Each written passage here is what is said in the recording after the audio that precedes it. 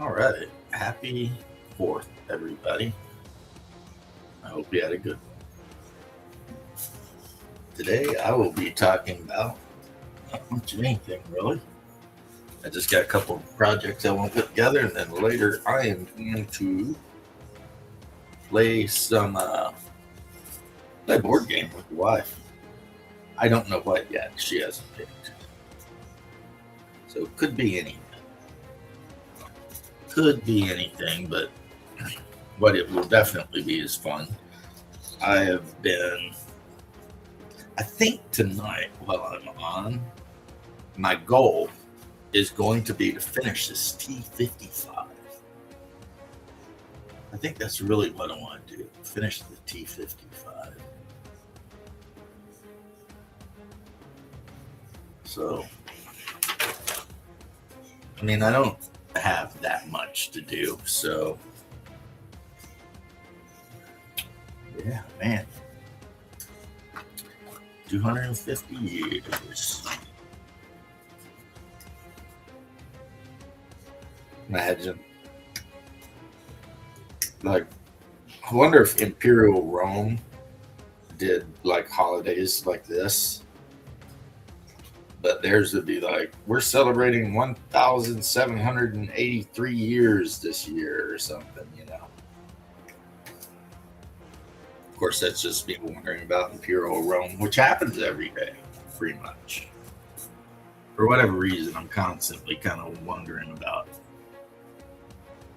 Imperial Rome. So take this as the front and look at this and make sure I've got it lined up right. Because you don't want to put any tracks on backwards, do it. You don't. Definitely not.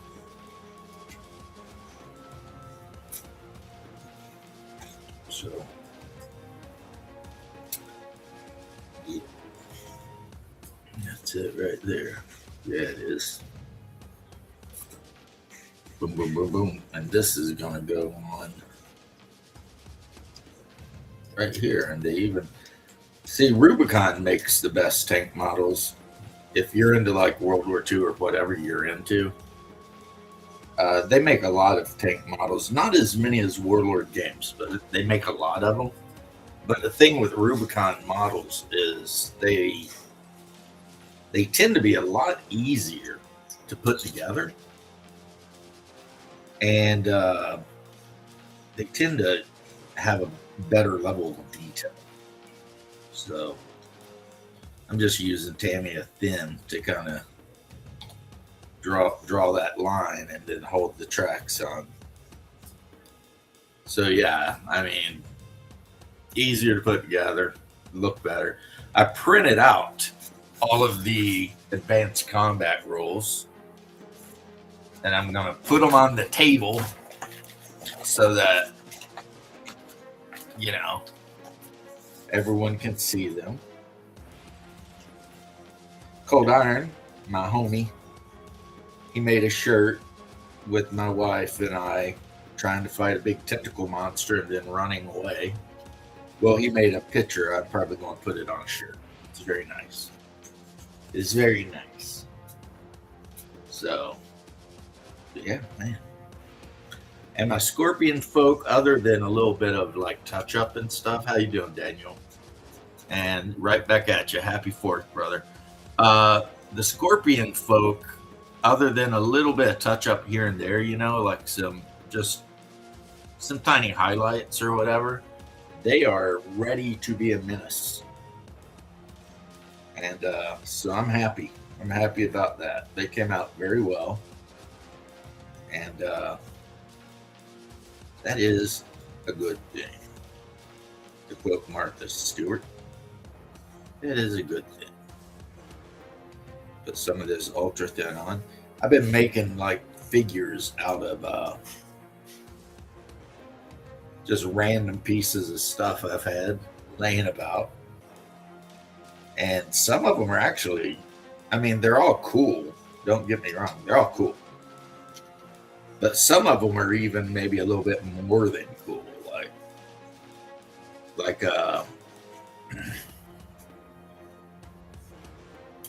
Painting up those 15 mil barbarians. Oh man, got better eyesight than I do.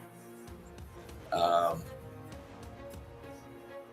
so that one kit that I got from Bitrix that just had a bunch of weird helmets and shields and stuff in it, I have made a couple of guys using like Byzantine bodies and such, but with that helmet. So, they look really sci-fi because, I mean, they've got that. It almost reminds me of like the helmet of Minas Tirith, the one that, the guys in Lord of the Ring had. Not quite, but similar enough. So any extra bodies I have of Byzantines laying around, which is a lot, I'll just throw those funky helmets on them and paint them up as something fantastical, Like, I don't know what. Ungar's out there being a menace to the fire department.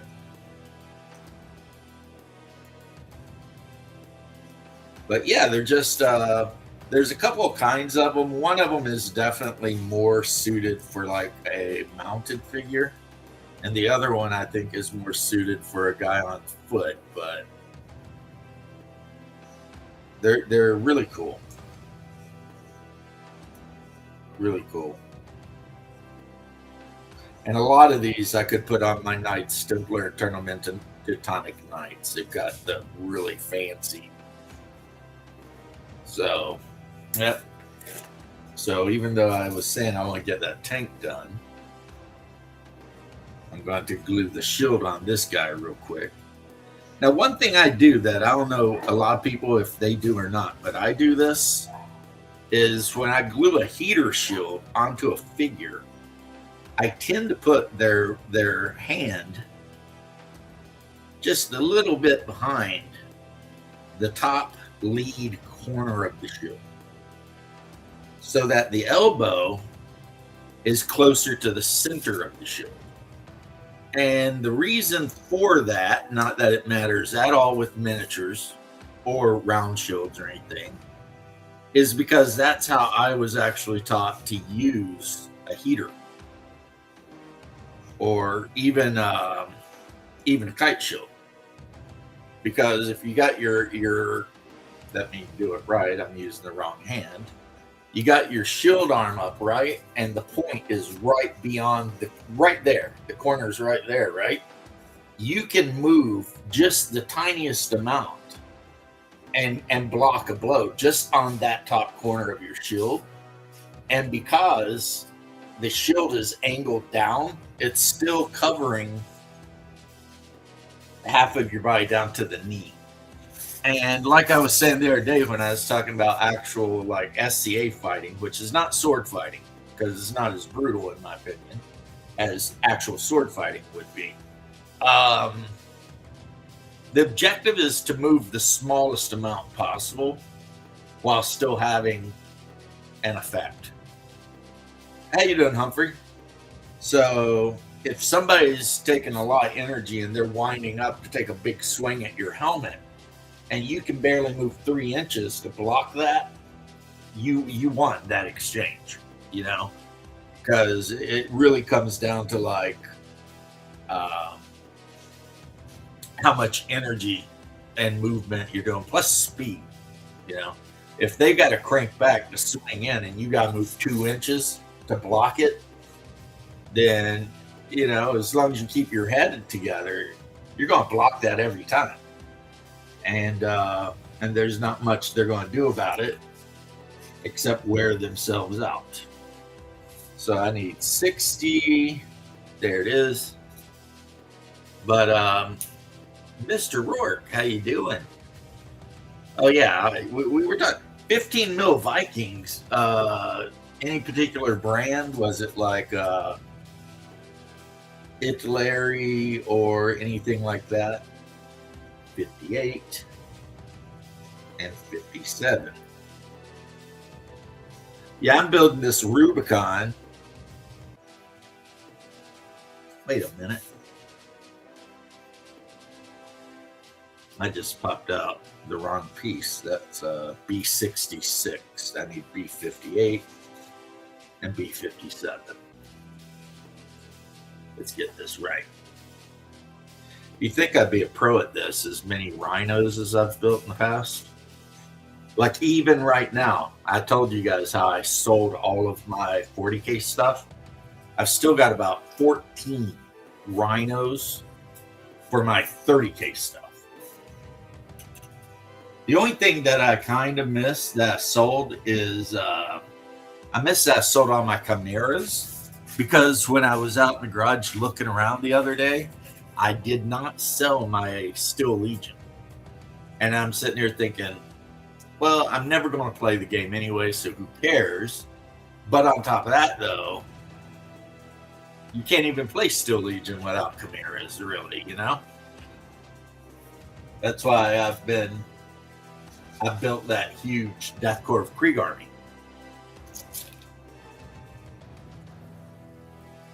And I'll just use that with one-page rules or something like that, you know?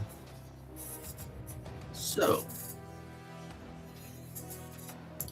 let's see how easy these tracks are. Some model kits, the tracks going like a dream. Hey, Shellback, how are you doing, sir? And some model kits, it's a lot more like a nightmare. So we're getting ready to find out.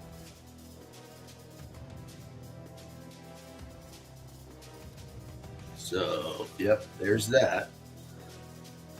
And there's that. So let's put some glue in here and see what we get. Like I said, guys, I'm not trying to sell you anything. I'm just telling you my experience.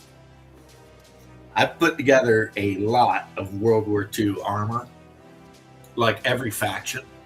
And you guys can't see it because the camera's turned, but I still have 2 Oberblitzes, the Czech PZ-38T, a Panzer II, a Italian, I think they're called a Lancier, whatever, armored car, 2 M48 Fiats, and then one of the assault guns that the Italians made, and then on top of that, a Panzer III-M. So, and not for mass. Oh yeah, yeah, that makes sense. You're around the world. Yeah, honestly, if I were a better human being, I'd be at Vespers right now. And I always kind of forget it because I'm a terrible person, I think, sometimes. But yeah.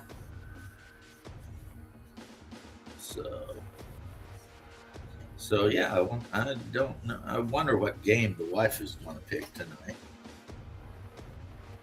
I mean, my big thing for today, because today was supposed to be game night, but, you know, 4th of July. So my big move today, for most of the day before I sat down in front of you guys, is we went by Wawa and I got a sugar-free lemon lime soda, and then hung out with the dog. I mean, I'm telling you what, guys, my life is very boring. But I like it. I wouldn't trade it, but it is a fact that, you know, these days, it's just like, okay, you know, it's like, all right.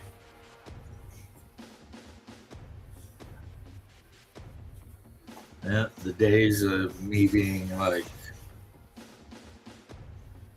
rambling around and doing stuff, those are over. And, you know, I don't even, like I said, I don't even miss it. You know, I'm just like, whatever.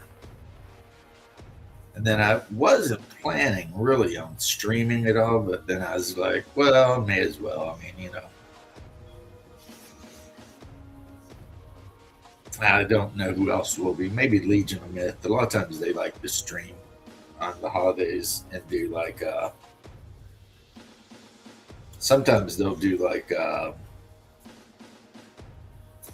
wounded veteran stuff on these days, which is always awesome.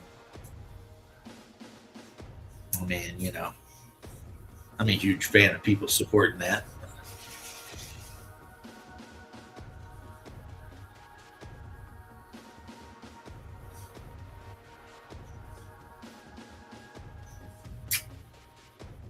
Okay.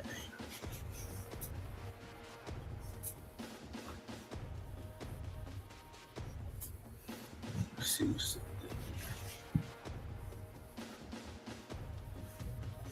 Luckily, my dog doesn't give a shit about explosives, so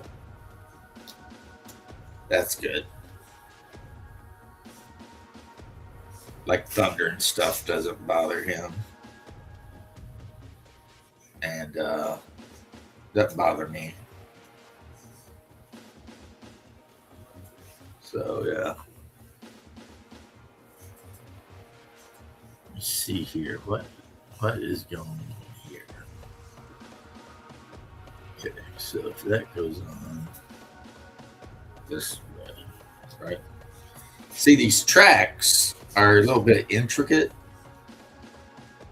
but I respect that they do them the way they do because they want them all to, look awesome. Too damn hot to do anything today. Yeah, that's how it was down here. Like when the wife and I we took off for a minute on a, I don't know what you would call it, a good deed mission. My wife cooked a bunch of banana nut muffins, and she always takes them to the Vietnamese people that own the nail place that she goes to. Because I don't know, they're super nice. She's been going there for like 20 years, so they're practically like, almost family, really. When they see them doing some hot dogs after the divine liturgy. That's nice. That is nice. I don't know if we got anything planned tomorrow afternoon or evening. But to appease my guilt at missing Vespers, I'll watch Friar Spiridon tonight. Catch up on his videos. Like when Cold Iron sends me jokes that I think are just a little over the line. I've got a picture of Father Spiridon just looking like with judgment. And it's like, and I'll send it to him and be like, and he sends back and he's like, damn, that hit me pretty hard, man, because, I know what I did. He's like, yeah, you do. But like I said, all thanks to Cold Iron, the picture that he did of me walking with the puppy in my hood, he did one of my wife. Now, he was super nice in that the picture, like what he imagined and did for my wife, is her, like, 20 years ago, 30 years ago. Because you got to remember, she's a grandma now. But when I got with her, she was a little bit of a smoke show, as they say.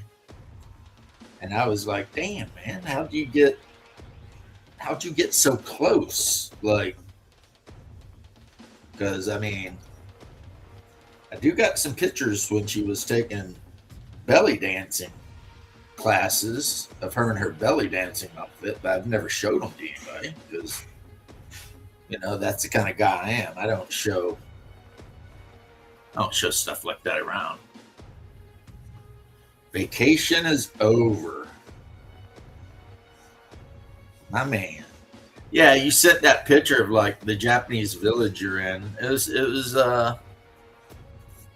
very nice. Very nice. I liked it. I liked it a lot. I don't think I could actually live in Japan. And I know for a fact I could never marry a Japanese woman because I have never been, you know, especially attracted. But plus the culture being so different, I think I would probably break down. Break down. Go ahead and give it to me. Break down. Let's take it to the night. Sorry about that. I am possessed by Tom Petty. But the countryside is just beautiful. I mean, but that's what, when people talk about the equality of things, and they're like, every this is equal, every that is equal.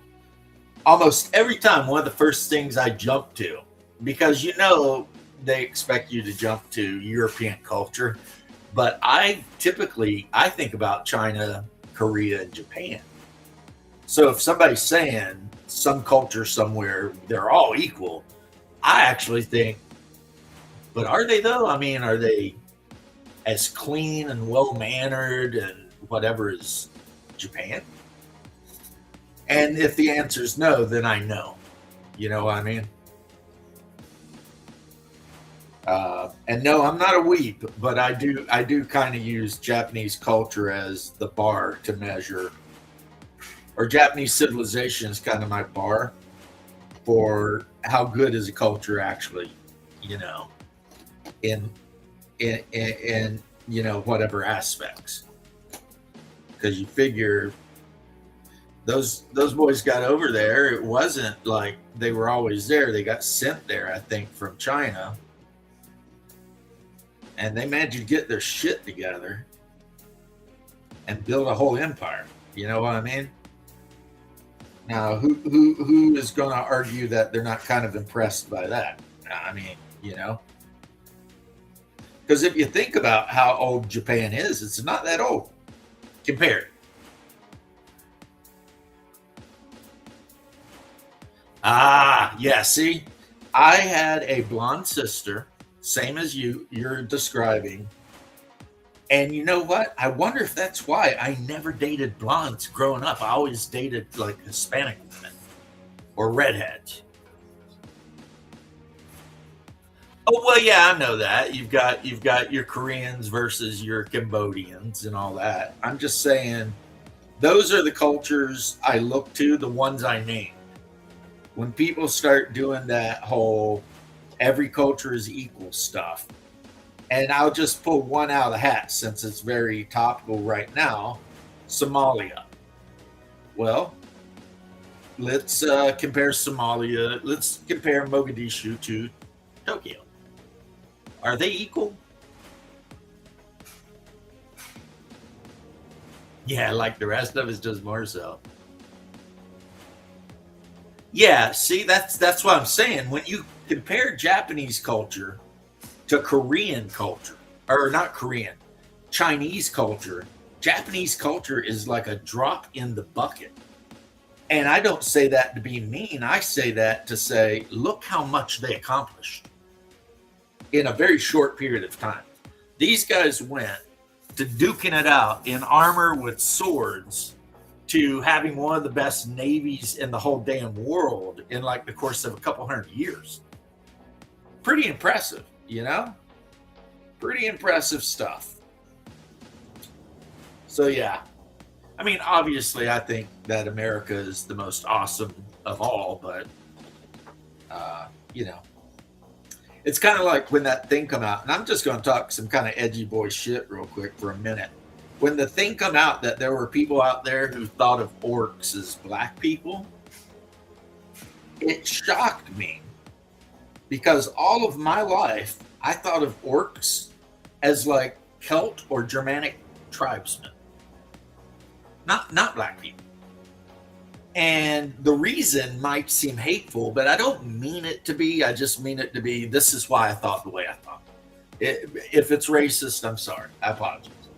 But when I think about Africans, I think about Zulu, right? They were like the most badass Africans, right? South of the Sahara. They were just whipping everybody's ass and running them up there for a while, right?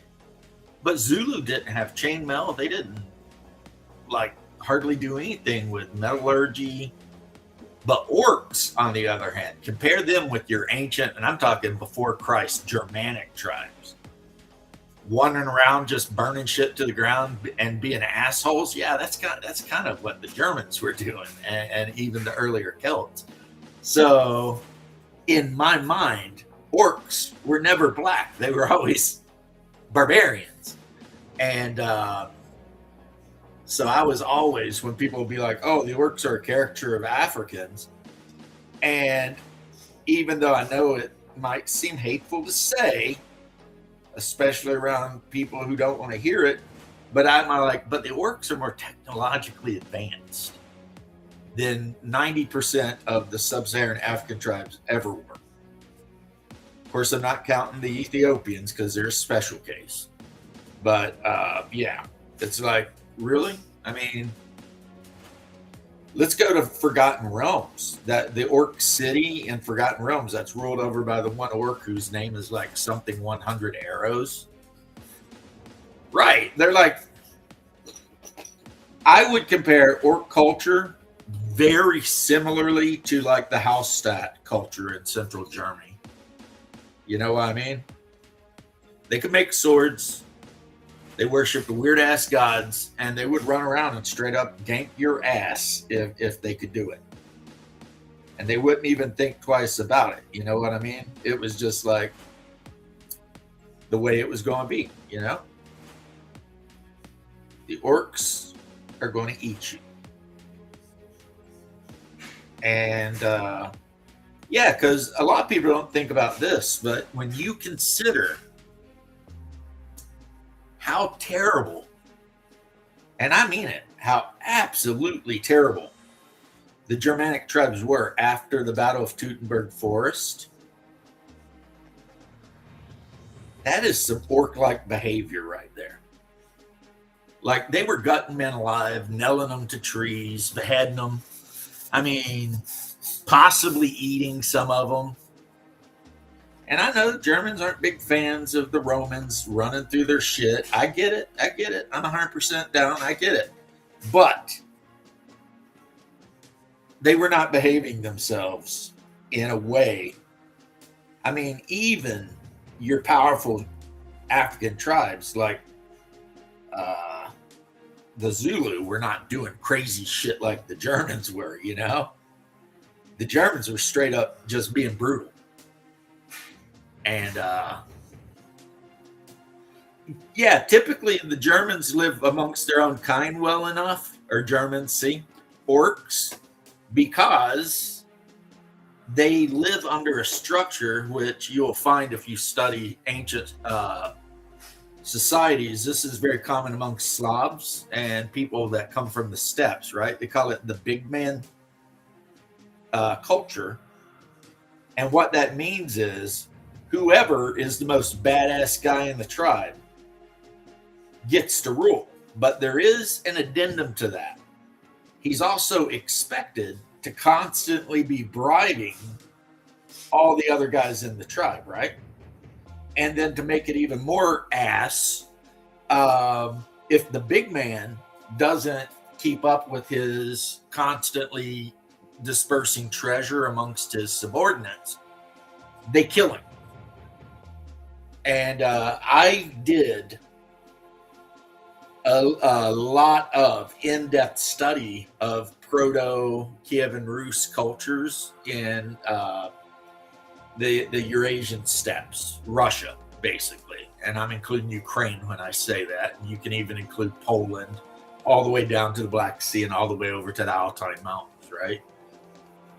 One of the reasons until the Kievan Rus came in that the Slavs could never get their shit together is they had that type of civilization. You know, the big man or strong man culture. And, you know, a downfall of that kind of culture is the bigger it gets, the more likely whoever's leading the culture is to die. Because the more people you rule, that's just the more guys that want your job.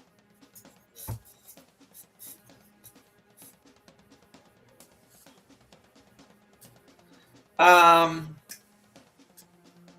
Considering they taste like bacon, well, in Hyperborea, there is going to be a twist on that.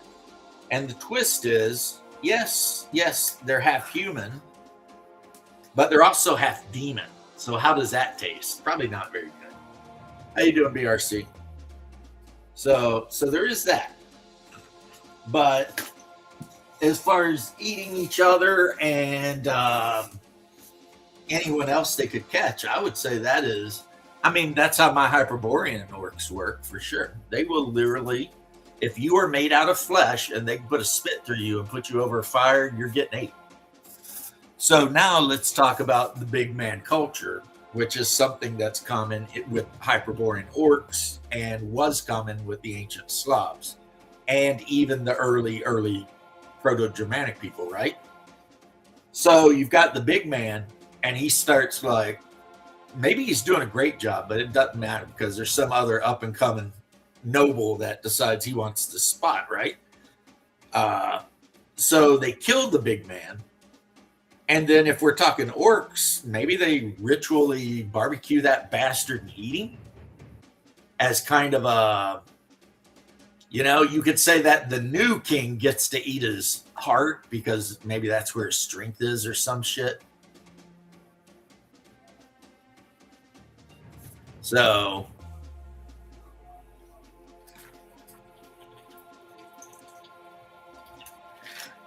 but don't get it twisted. Some of the ancient Germanic and Celtic tribes have been caught with a little smattering of cannibalism here and there too. So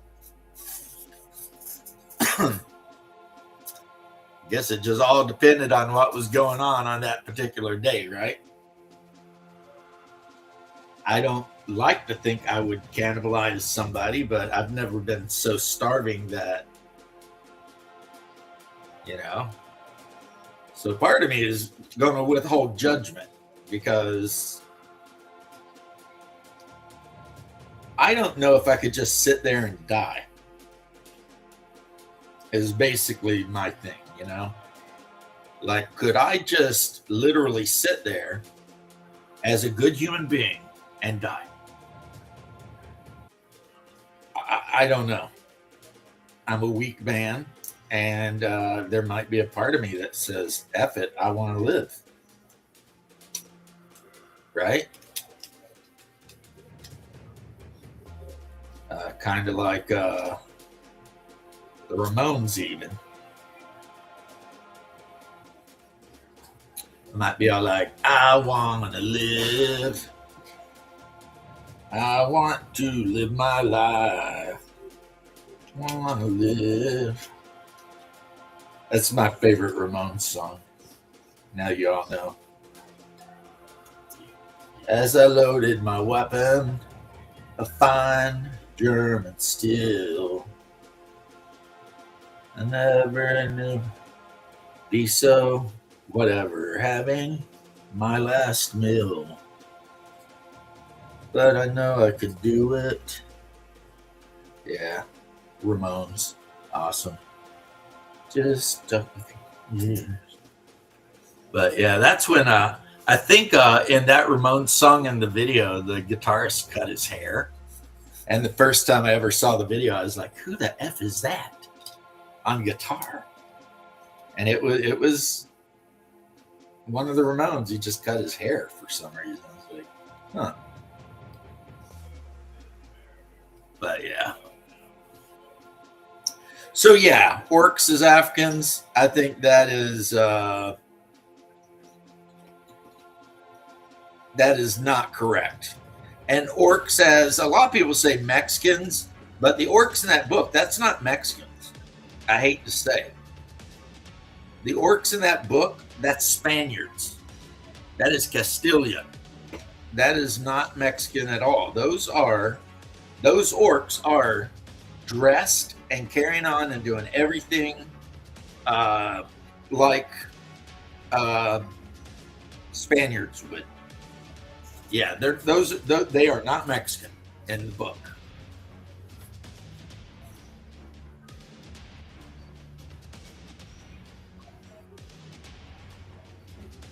Yeah, Shellback. I remember that where they had Shellback. I don't know if you know this or not because I don't know how history, and you probably can tell now that I'm a little obsessed with history. During the siege of Antioch, there was special dispensation made for the Crusaders that they could eat the flesh of Muslims because uh, that siege was horrible. I guess would be the word for it. It was like they didn't have food on the inside and they didn't have food on the outside, and they couldn't bring food for the guys on the outside, and the Christian fleets made it where the Muslims couldn't get food either. So I heard that from one of those like evangelical guys, and no offense to my evangelical brothers, but I don't listen to a lot of what someone like Hagee or I tend to, you know what I'm saying? I'm doing that motion. Yeah, I tend to be like, oh, okay. But yeah, no. If you want me to answer you like something about theology, I am going to go to the fathers, right? Like I'll go to John Chrysostom. A movie set in a parallel universe. Okay. Yeah, see, that's kind of my thing, and that might seem a little bit like haughty or perhaps even arrogant or whatever, but that's where I'm going if I need to know some stuff. I mean, first off, I would talk to my priest, Father Nectarius. That's number one. Talk to Father Nectarius. And secondly, then I would read the writings of the church fathers, the desert abbas, and stuff like that. But see, I am okay with knowing that I don't know shit. So just because I read the Bible, I realize that don't mean I understand it. So I guess that's why I become Orthodox. You know what I mean? Because you have the scripture, which is holy and wonderful and awesome, but you also have a lot of the writings from the church fathers, and you have the ancient traditions that were passed down by the apostles. So it's a little bit more full-bodied, I guess I would say. Squirrel Hermit, how you doing, bro? But yeah, like the Greek guy said, the one thing I do know is I don't know shit. I forget who that was, but that's how I kind of feel about it most times. I don't know anything really. Just trying to do the best I can. Putting together this tank that was in service during Vietnam.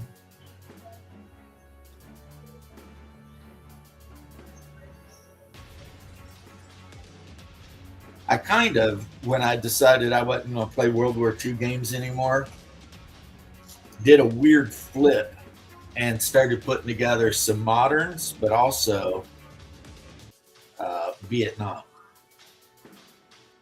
And I've been having a lot of fun with that. Like in the box this bad boy came out of, I've got a Chaffee, not a Chaffee, a Patton, M48 Patton.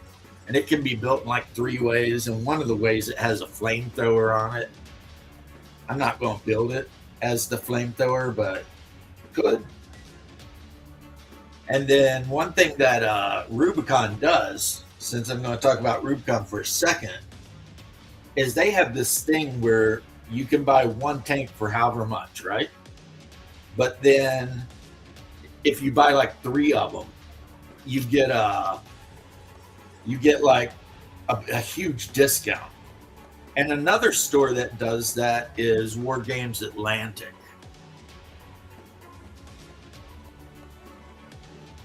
Right. So I like that because sometimes, especially when you're playing like a war game set in Vietnam, and especially, let's say I want to play the battle where the Vietnamese came through the wire at that special forces camp. I am forgetting the name, like Liam Dien Phu or something like that, right? I am going to need more than one tank. I'm going to need at least 3. And I think in the actual battle, the Vietnamese had like 9, and the Americans had 1. And honestly, what I would really need is P-76s, the amphibious tanks. That was a huge surprise to our troops because no one ever thought that hey, what's up, Mr. Pilkington? No one ever thought the Vietnamese would be able to get tanks through the jungle. And so there you have, kind of off by itself, a special forces encampment, Green Berets with Montagnards. And next thing you know, you've got NVA regulars coming through the wire with tanks. And like I said, the Americans didn't have very many tanks there at all, like just the 1. So they ended up, our special forces guys and the Montagnard soldiers with them, they ended up taking a lot of tanks out with jerry cans full of gasoline, just making fire bombs and running up. Boom. You know what I mean? Not that that's the first time that happened, because when the Russians broke through the Italian lines outside Stalingrad, the Italians had to do that. The poor Italians, they always get such a bad rap for their wartime exploits. 9 times out of 10, it wasn't the actual soldiers' fault. Like, in World War II, the average Italian soldier was just about, let's say, as fit and combat capable as any other soldier. Their equipment sucked. They like were trying to fight against Sherman tanks with the M41 and M40. Like, get out of here. That Fiat tank they had with its lazy ass 30-something millimeter cannon, it couldn't penetrate a Sherman tank from the sides. And they were out there trying to do stuff, and it's just like, and people were always like, oh, the Italians, they really sucked at World War II. And then one of the reasons people bring that up is because the Italians got in a lot of trouble in Abyssinia, right? Africa, right? And they're like, a European army got beat by a sub-Saharan African army. They tend to forget the fact that the British were there. You know what I mean? They overlook the fact that the Italians were actually fighting the British with Abyssinian troops as well. But yeah, War Games Atlantic went from kind of for me, they went from they're cheap to holy shit, they're making good stuff, I don't know if they've hired more sculptors or absorbed more game companies. I don't know what they've done, but they have definitely upped the standards on everything they do. I mean, everything. And lately, they've started getting rid of their really older stuff, the stuff that's really dated. You can still get it if you have a 3D printer that you can just get the STLs. But yeah, they've started replacing the really old kind of goofy looking stuff. And they want a review for my JuJuBit order. The review is going to be absolutely freaking amazing. I love it. It's one of my favorite things ever. I don't know if I could ever live without it. And I can't wait to get one of my wife so I can set them up on the mantle. I'll put these bastards. This is my JuJuBit miniature. You might notice it looks a little familiar, right? So when I get one of my wife made up, every year she likes to set up a Christmas village, and she's got those super expensive, stupid Christmas houses that I buy for her because she likes them. Maybe this year, if she's not paying attention, I'll stick her and I and Bear's figure in there. Maybe a big 4-armed ape somewhere. Be like, Welcome to the Christmas village. We're getting ready to kill a carnivorous ape. Honestly, I think that sounds pretty freaking awesome, right? Now, that's not the guy I'm going to use, though, for my game. 20. 20. Which, like I tell everybody whenever I say that, they're like, oh my God. It's like, yeah, you obviously never played Warhammer, huh? Because you don't know what buying miniatures is until you've dropped $70 for Abaddon the Despoiler. One miniature. And this is so much cooler because unlike old Abaddon, who I do have somewhere around here, this is actually me. And I've got the dog coming. And next time I have a little money to spend, I'm going to definitely get the wife. But this is the one I would use in game. And if anybody ever seen this guy in game, he would definitely have the giant white dog with him. It really is. Now, where they get crazy, because they call that 40 millimeter, right? But apparently in Shanghai or wherever these things are made, millimeters are smaller. Because I put it next to, say, one of my Conan. This is a Monolith Conan Vanier, right? And I put them next. Okay, I dropped the Vanier. I put him right next to it, and he fits right in. I put him next to a Kings of War Northern Alliance, which are, kind of like the guys that live above the wall, the free folk, and he fits in. If anything, he might be 2 millimeters taller, and that's good. A Jujubit. And here's the thing with Jujubit. You can get any picture as long as it's not like nude and stuff like that.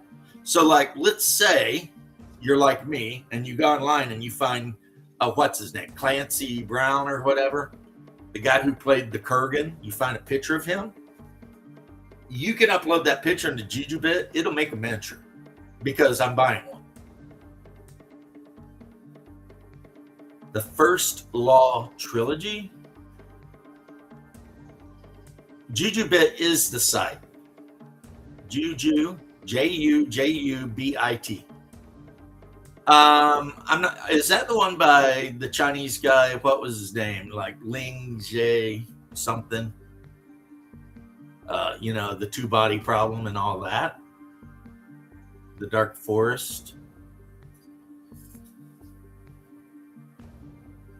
But so I spend the amount I spend. It does seem exorbitant, maybe. It's less than a box of Warhammer Space Marines. And I can set them, like I said, I could sit them on a mantle and just look at them. I could, if I pass, I give them to my daughter, and it's just like, yeah, not a problem, right? So basically, I'm just saying, I thought it was completely worth it. Other people may have other opinions about that. And their opinions are their opinions and blah, blah, blah. But me personally, I thought they were 100% worth what I paid. To the point that I'm probably going to get another.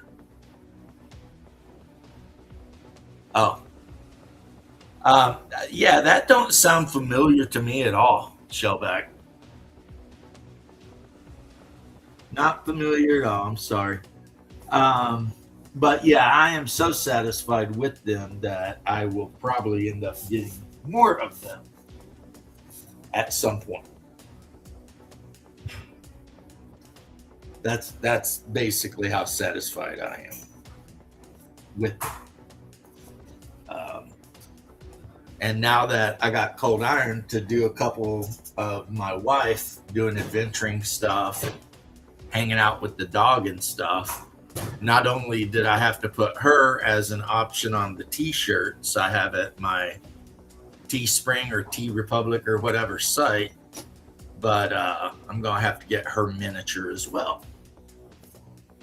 Now think about that. Think about you're going to make up a character and you have a very specific idea of what you want your character to look like, but you can't find the miniature. So you go online and you just dig around until you find the perfect thing for you. And then, and this is where it gets crazy, so you go to JujuBit, you upload the picture, and then there's a little thing at the bottom called comments that I didn't even play around with for like the longest time.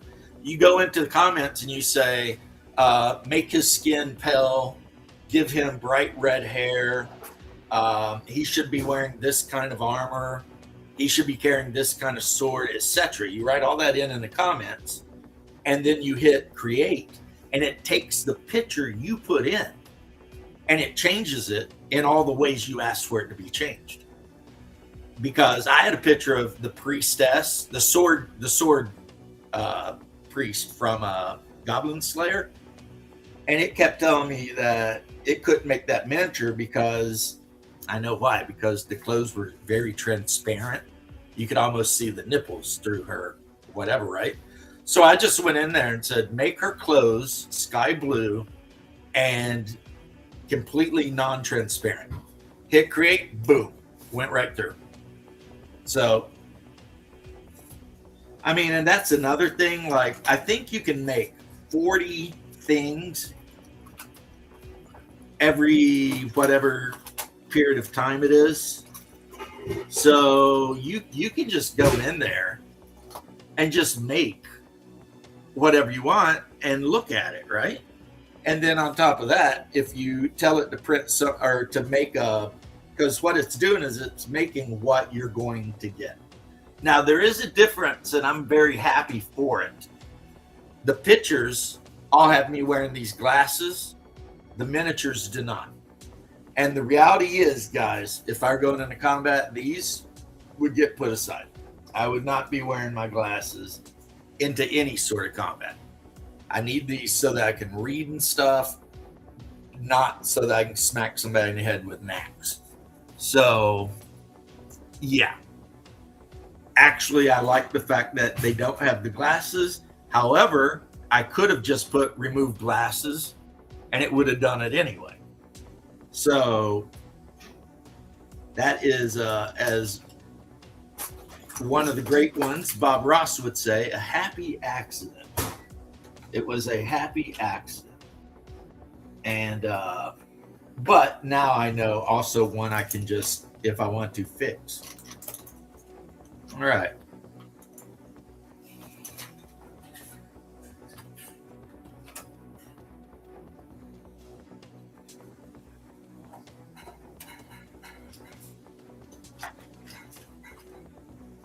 So, yeah, totally looking forward to that. And the last one I posted on Discord, I think, it's got me running Cold Iron down. Like he's trying to escape, but Bear's got him by his cloak. And I'm not sure what that part of the story is about, but apparently Cold Iron said he sassed me, but I don't know what that means. Maybe tried to rob me. But then again, there's a lot of pictures that he made of me, of Bear and I, straight up just robbing fools. Specifically, attractive women. There are a lot of pictures of Bear and I robbing attractive women. Like, the woman's asleep in the bed, all passed out. Bear and I are carrying off all of her jewelry. It's like the woman's crying to the town guard, and if you look in the very distance, you can see Bear and I running across the rooftop with sacks. Bear even has a sack in his mouth. We both robbed the shit out of this chick. I like to think I slept with her first, but you know, that's the Conan the Barbarian part of me coming out. So probably not. But I don't like to think of myself as a strong-armed robber. I'd rather be like a confidence scammer, you know, like I seduced them and then I stole all their shit. That, to me, that seems a little bit better. I know it's not, guys, so you don't have to. We don't need to get into a theology debate about it, but I'm just saying I just feel a little bit better than like I kicked the door open and was like, "Bitch, give me all your shit." See, I don't care for that much. You know, I wouldn't want to be that kind of guy. Like in the one, the woman's sleeping and she's got a smile on her face, so I guess we could say that she got something out of it. You know? So she got robbed, but at least she got services rendered or something. I don't know what I'm talking about right this second. Yeah, Warhammer, I am lucky mainly because I got into Warhammer so long ago that I can go through my couch cushions and shit and probably find enough figures to make a Warhammer army. But if it were like right now today and someone came up to me and they were like, hey, thanks, James. Thank you very much. If someone were to come up to me and be like, hey, you want to get into Warhammer? Man, I don't know. I would have to be like, you know, we're going to have to take that step process, which is something my local comic shop does. Where like for the first couple months, you only need like 500 points for an army.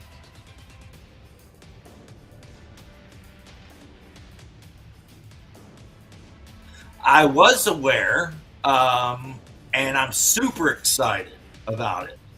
Super excited, Big James. Can't wait. I'm hoping, and I'm also champing at the bit for the box set too. I mean, I'm like beside myself about that one too. He said something about he wasn't sure about doing shirts or anything like that, but you know, so that's disappointing to me because there were a few shirts that I really liked, but you know, whatever. If you don't want to do shirts, you don't gotta, you know. Yeah, it's been sold out for like a year or two, so I'll take your word for it. It looks nice.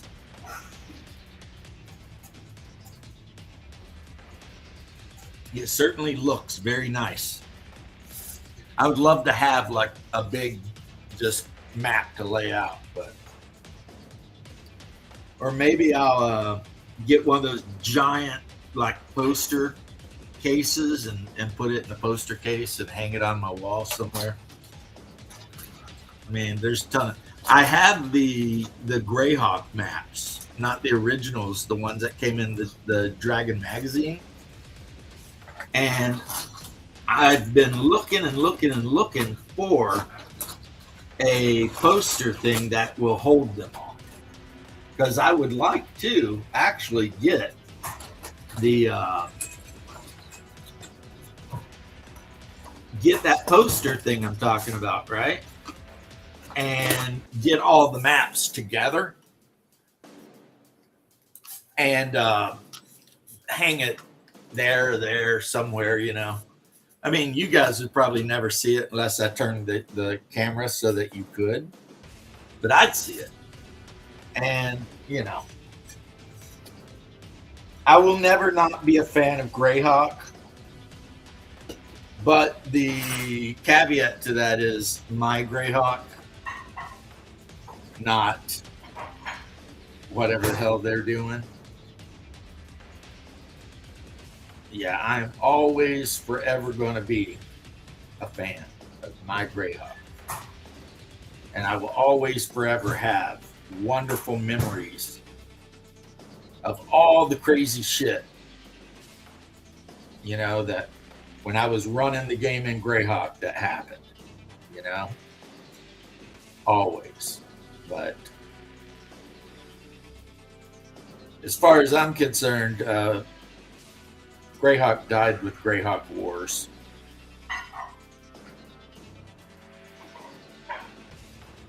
And I know that may not be a super popular opinion, but that's my opinion. When they started just burning everything down and everything with Greyhawk Wars and changing everything around, and I know they kind of felt like they had to do it because they're thinking, well, Greyhawk's gotten boring, right? I mean, it hasn't really changed in so many whatever, right? But I think the thing that they didn't understand is that Greyhawk had always been changing, because you opened up the Gazetteer and you read about Greyhawk, and then you started playing the game, and all of a sudden, you had this whole thing going on in the world. Maybe you had a huge battle going on between the orcs of Pamarj and the I believe it's the Principality of Ulik, and maybe evil creatures from out of the freaking Perrin Mountains or whatever they were called, or so I never had a problem with feeling like, oh, they need to upgrade Greyhawk, because like I said, it upgraded itself just through play, like when they released the upgraded Greyhawk, I didn't see the barony of Felona anywhere in it. And that's really odd, because I know for a fact that the Cavalier that played in my game for like 3 years, in fact, settled a part of Greyhawk and named it after his family name, which was Felona. He had a really hard to pronounce German first name, like something Thyric or Heinrich or whatever. Felona, Ben Felona, which I always thought was weird because he wasn't Jewish, but he was using the Jewish word that means son of, right? So like in Hebrew, I would have been I'm trying to think what James was, or if they just Yamesh. Anyway, my Hebrew name would have been Yamesh ben Moishe, because my pop's name is Mark Moishe, or Moishe, right? So the fact that he made this like hardcore Prussian, knight Cavalier, and then named him like Heinrich something Ben Felona, I always thought that was funny. But I mean, that is a long-lived character, and you guys have heard so much about it, you're probably getting sick and tired at this point. But yeah, that was a character that was around for a long time. And some people might be like, really? How long was he around for? Well, he was in my campaign until he died of old age, and then his son started adventuring with his old adventuring party, comrade, who was a dwarf, and that dwarf was played by Hungar. And I let the son start at like 3rd level because of all the supposed training and everything he would have had. So you had the 7th or whatever level dwarf, because he was capped out due to his race, adventuring for a while with the 3rd level heir apparent to the throne of the barony of Felona, which was on the outskirts of the Grand March near the mountains. I think they're called the Hellfire Mountains or the Hell Furnace Mountains or whatever. So in my long and rambling way, sirs, Ben, in my long and rambling way, what I'm trying to say is my Greyhawk kept evolving, obviously. It kept evolving. At the chapel now, well, you need to get off the phone before one of the priests, or even worse, heaven forbid, one of the nuns sees you. Comes running up at you. So, but yeah, for the rest of you that was listening to my ramble, that's basically the whole story, is that they want to upgrade Greyhawk, but the people who run Greyhawk didn't need it upgraded. It was, they had upgraded it themselves. They had played and lived in the world, and the world was already living. It didn't need, the thing is, and the guys that did Living Greyhawk, they did some great work. And I'm not trying to take away from them, but by releasing the Living Greyhawk books, what they inadvertently were doing is they were trying to make, smell you later.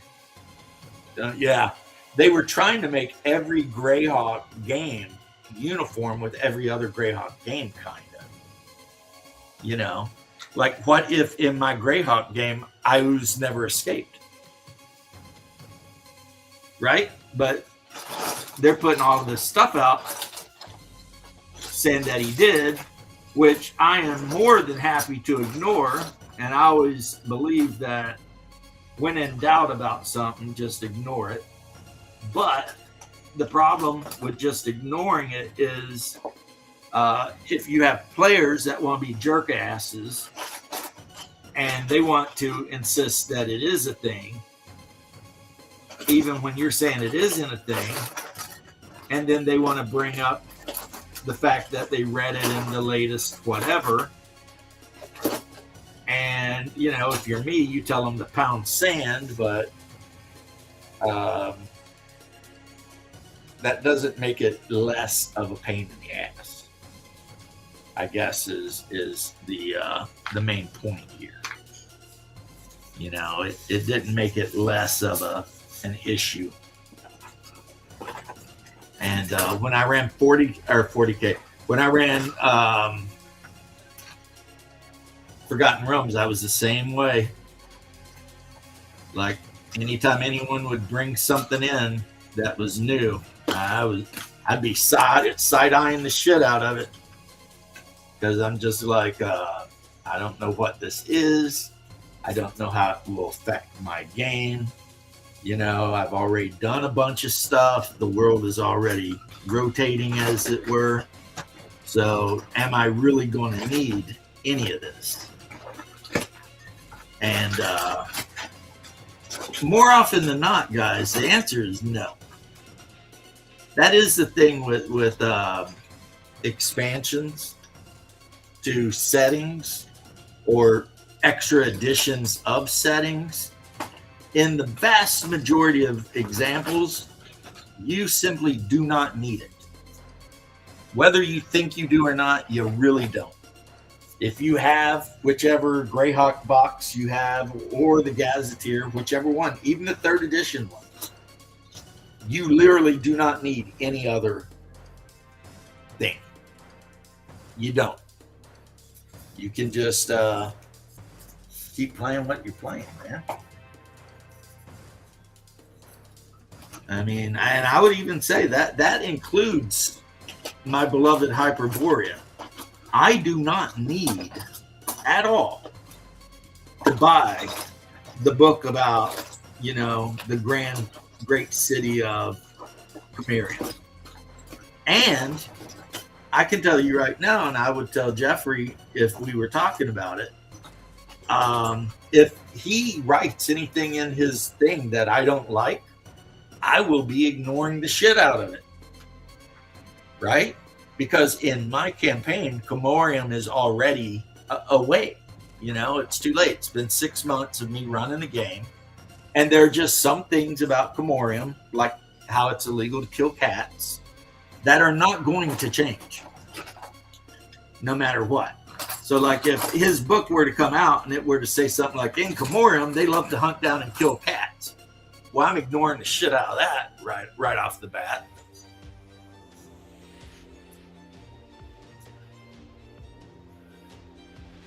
Right.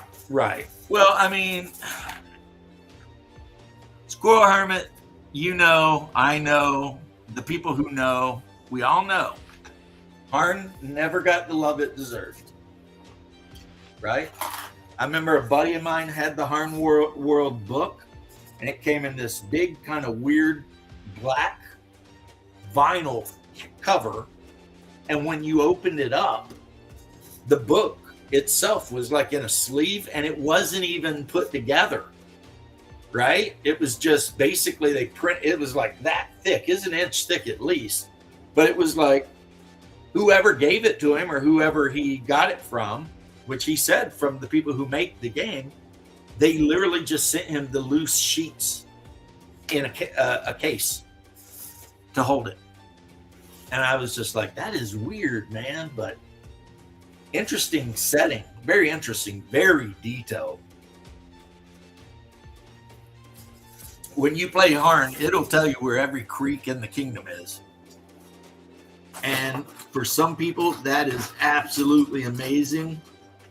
I would probably like it, but you know what the problem is? The problem is what the problem is. I got into what I got into, and I'm not going to not be into it.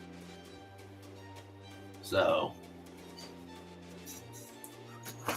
it's like when Shadow and I talk about Arduin. It's like, I can appreciate that Shadow loves Arduin. I really can. And I've read Arduin. And I can appreciate that I'm not ever going to play Arduin. Because, some things are stuff you like and some things aren't. And Arduin, not really my jam. That doesn't make it bad. It just makes it not my jam. Whereas Shadow, he likes it. So, depending on your point of view, like if you were thinking, should I get into Arduin or Hyperborea? A good test would be to figure out which one, Shadow or I, you agree with the most about role-playing games. And then you would probably have a good idea about which one you're going to like. So if you're like Shadow and you're like, elves are awesome, high magic, high science, everything right out there at the get-go, whatever, then Arduin will more than likely be the game you would like. If you're like me and you're like, screw demi-humans, humans only, blah, blah, blah, then, you're going to like Hyperborea better. Probably. Because honestly, when it comes to games, this is something I've found out in years of gaming. One of the least important things with games in general is the rules. Now, there are a few standouts that break that rule, like Fatal or Symbaroum. But overall, with a game, right, as long as you can figure out how to do the basic actions that your adventurer wants to do, it's going to be all right. It's going to be okay. So yeah, the argument between Arduin, Harn, and Hyperborea, if there were one, which there isn't, but if there were an argument, it would be about the setting, not the rules. Because we're all relatively smart people here. We can all figure out how to play role-playing games pretty easily, I think.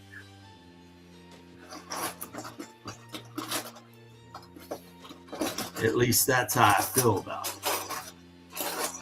And I hope you guys feel the same way, right? It's like,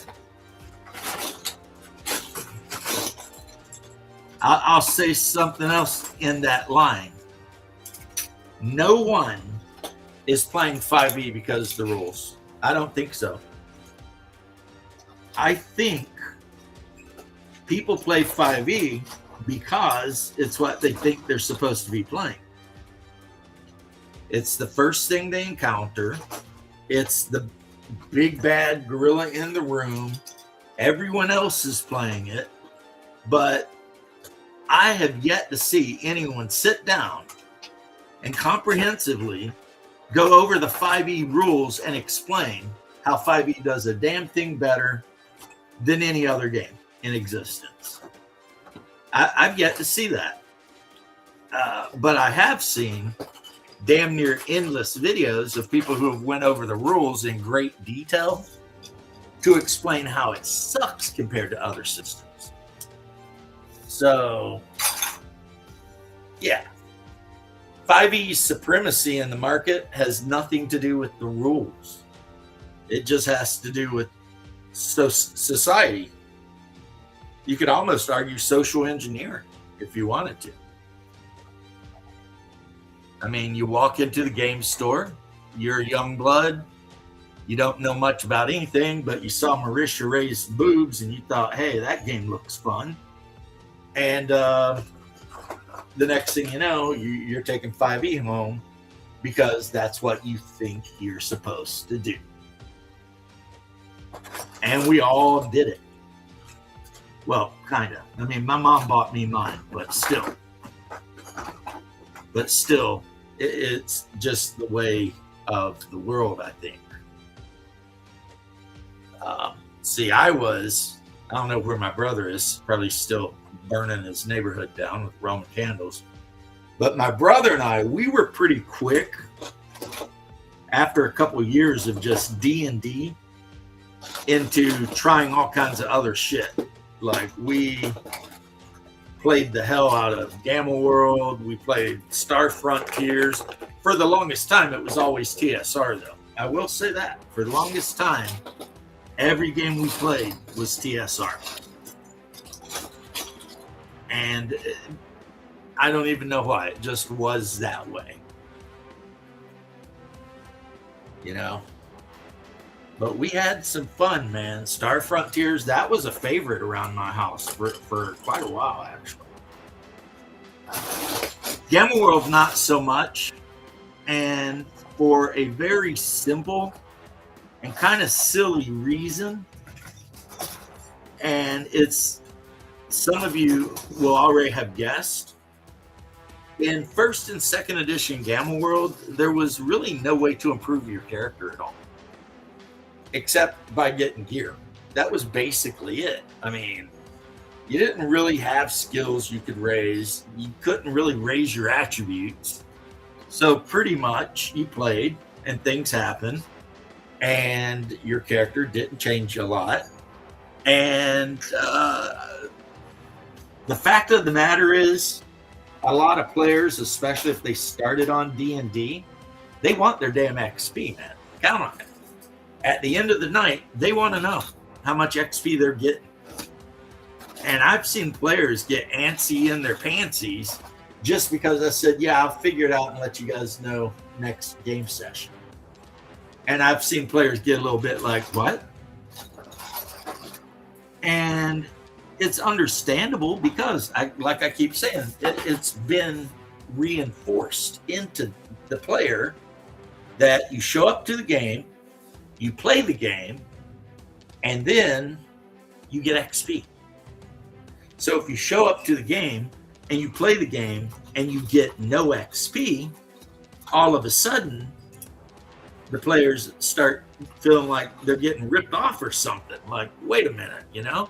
We killed a bunch of rad ghouls and this, that, and the other. What do you mean I don't get XP, right? And I have a completely pertinent story to share with you about that similar vein. My wife started gaming originally with 3rd edition, I believe. And she played in a campaign that went on for years. This campaign was epic, right? And she was paladin in this campaign. Well, we all know that in 3rd edition D&D, every, 4th level you get to, hey, what's up, Bruce? Every 4th level, you get to raise an attribute. That's just the way 4th edition is, right? You go up to a level that's an increment of 4. You raise an attribute. One of the things, I'll on it, one of the only things that she has ever kind of complained about is that. Because she never played the game when you just couldn't raise attributes. And since her character in that 3rd edition game got very high level, I don't know exactly how high of level, but very high, she had raised a shit ton of attributes. And that just become the norm for her. For her gaming experience, the norm was, oh, I hit 4th level, I can raise something. And, you know, getting her used to the idea that, well, it's not like that in every role-playing game. And, yeah, she's like, what do you mean? I got to find a book of something or other or some other thing to raise an attribute. And it's like, yeah, that's kind of how it is, right? I mean, and then she like just gets on with playing the game because she's not like the kind of person that's going to stand around and complain all day about shit. But I'm just using that as an example of how a person can 100% be pre-programmed into liking a certain rule. And I'll be honest with you, honestly, the increasing an attribute every X amount of levels is not necessarily a horrible idea. I mean, I'm not sitting here thinking, oh no, we can never do that. So I'm not even necessarily like opposed to it. I just don't do it because it's not part of the rules we're playing. I don't know though. I'm a benevolent DM, so if all my players came to me and they're like, hey, Witty, please, I'd probably be like, yeah, we'll change the rules. Every however many levels, you can freaking raise an attribute by 1. I mean, Bruce has got his desk laid out like mine, except mine's a mess. Mine's a mess. Bruce? How you doing?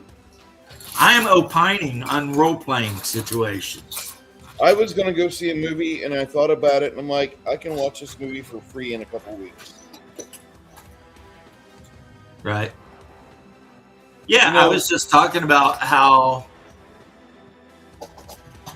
I don't feel like the actual game rules are as important to a game's success as the setting and the flavor and everything. And then I was using my experience with the various editions of D&D to explain what I meant. Well, you know how, like, I've been telling you, like, my game has a lot of hit points and the player characters, as robust as they might think they are, they're not super robust and resilient. The players today told me that, like, yeah, we're going on 10th level, but we don't feel like we would be like normal 10th level players. We feel like we're still putzes. Not putzes, but we're getting up in that like lower middle management bullshit where like you're competent to do something, but somebody still has to be around to kind of watch and make sure you don't step on your dick. Right. And then they started saying like, okay, we'll take this. A 9th level player character in any other 3rd ed or Pathfinder game should have something like a magic carpet. And you've made your world feel like that's way too much magic. I'm like, okay, well, that makes me feel like I succeeded. Because I just really don't want the players to have too many magic items that will separate the party worse. Yeah, I totally get that. See, that would be an issue if you ever played Hyperboreus, since if anyone played a witch, the second they hit 7th level, they can just make a broom and fly their asses right off on it. Well, that's okay. Go ahead and have your broom. Have it. That's cool. But you know what I mean, the problem like, with flying around through the sky is as a witch? everybody sees you. Yeah, every predator within 3 miles sees that blink, that pixel whipping across the sky. And if any of them can fly, they might be of a mood to whip on out there and see what the hell's going on, right?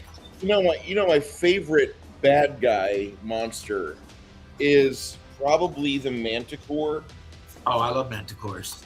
Manticores, and give them like fighter levels with specialization and spines, so they just get better at bullseyeing from afar. They fire like 7 quills at once, each one of which hits at the strength of a heavy crossbow bolt. Yeah, You're dead. Sorry. I threw a manticore on my group, and the silly assassin ran up and stabbed it with her dagger of venom and killed it immediately, instant. Nice. Because I rolled like a 1 for its poison save. Okay, well, I mean that's the dice. That's the story. Like, well, that was something. And if I don't know, I think they might have beheaded it and sold its head to the tavern keeper so that he could have it taxidermized and have a manticore head just hanging on the wall of the tavern, because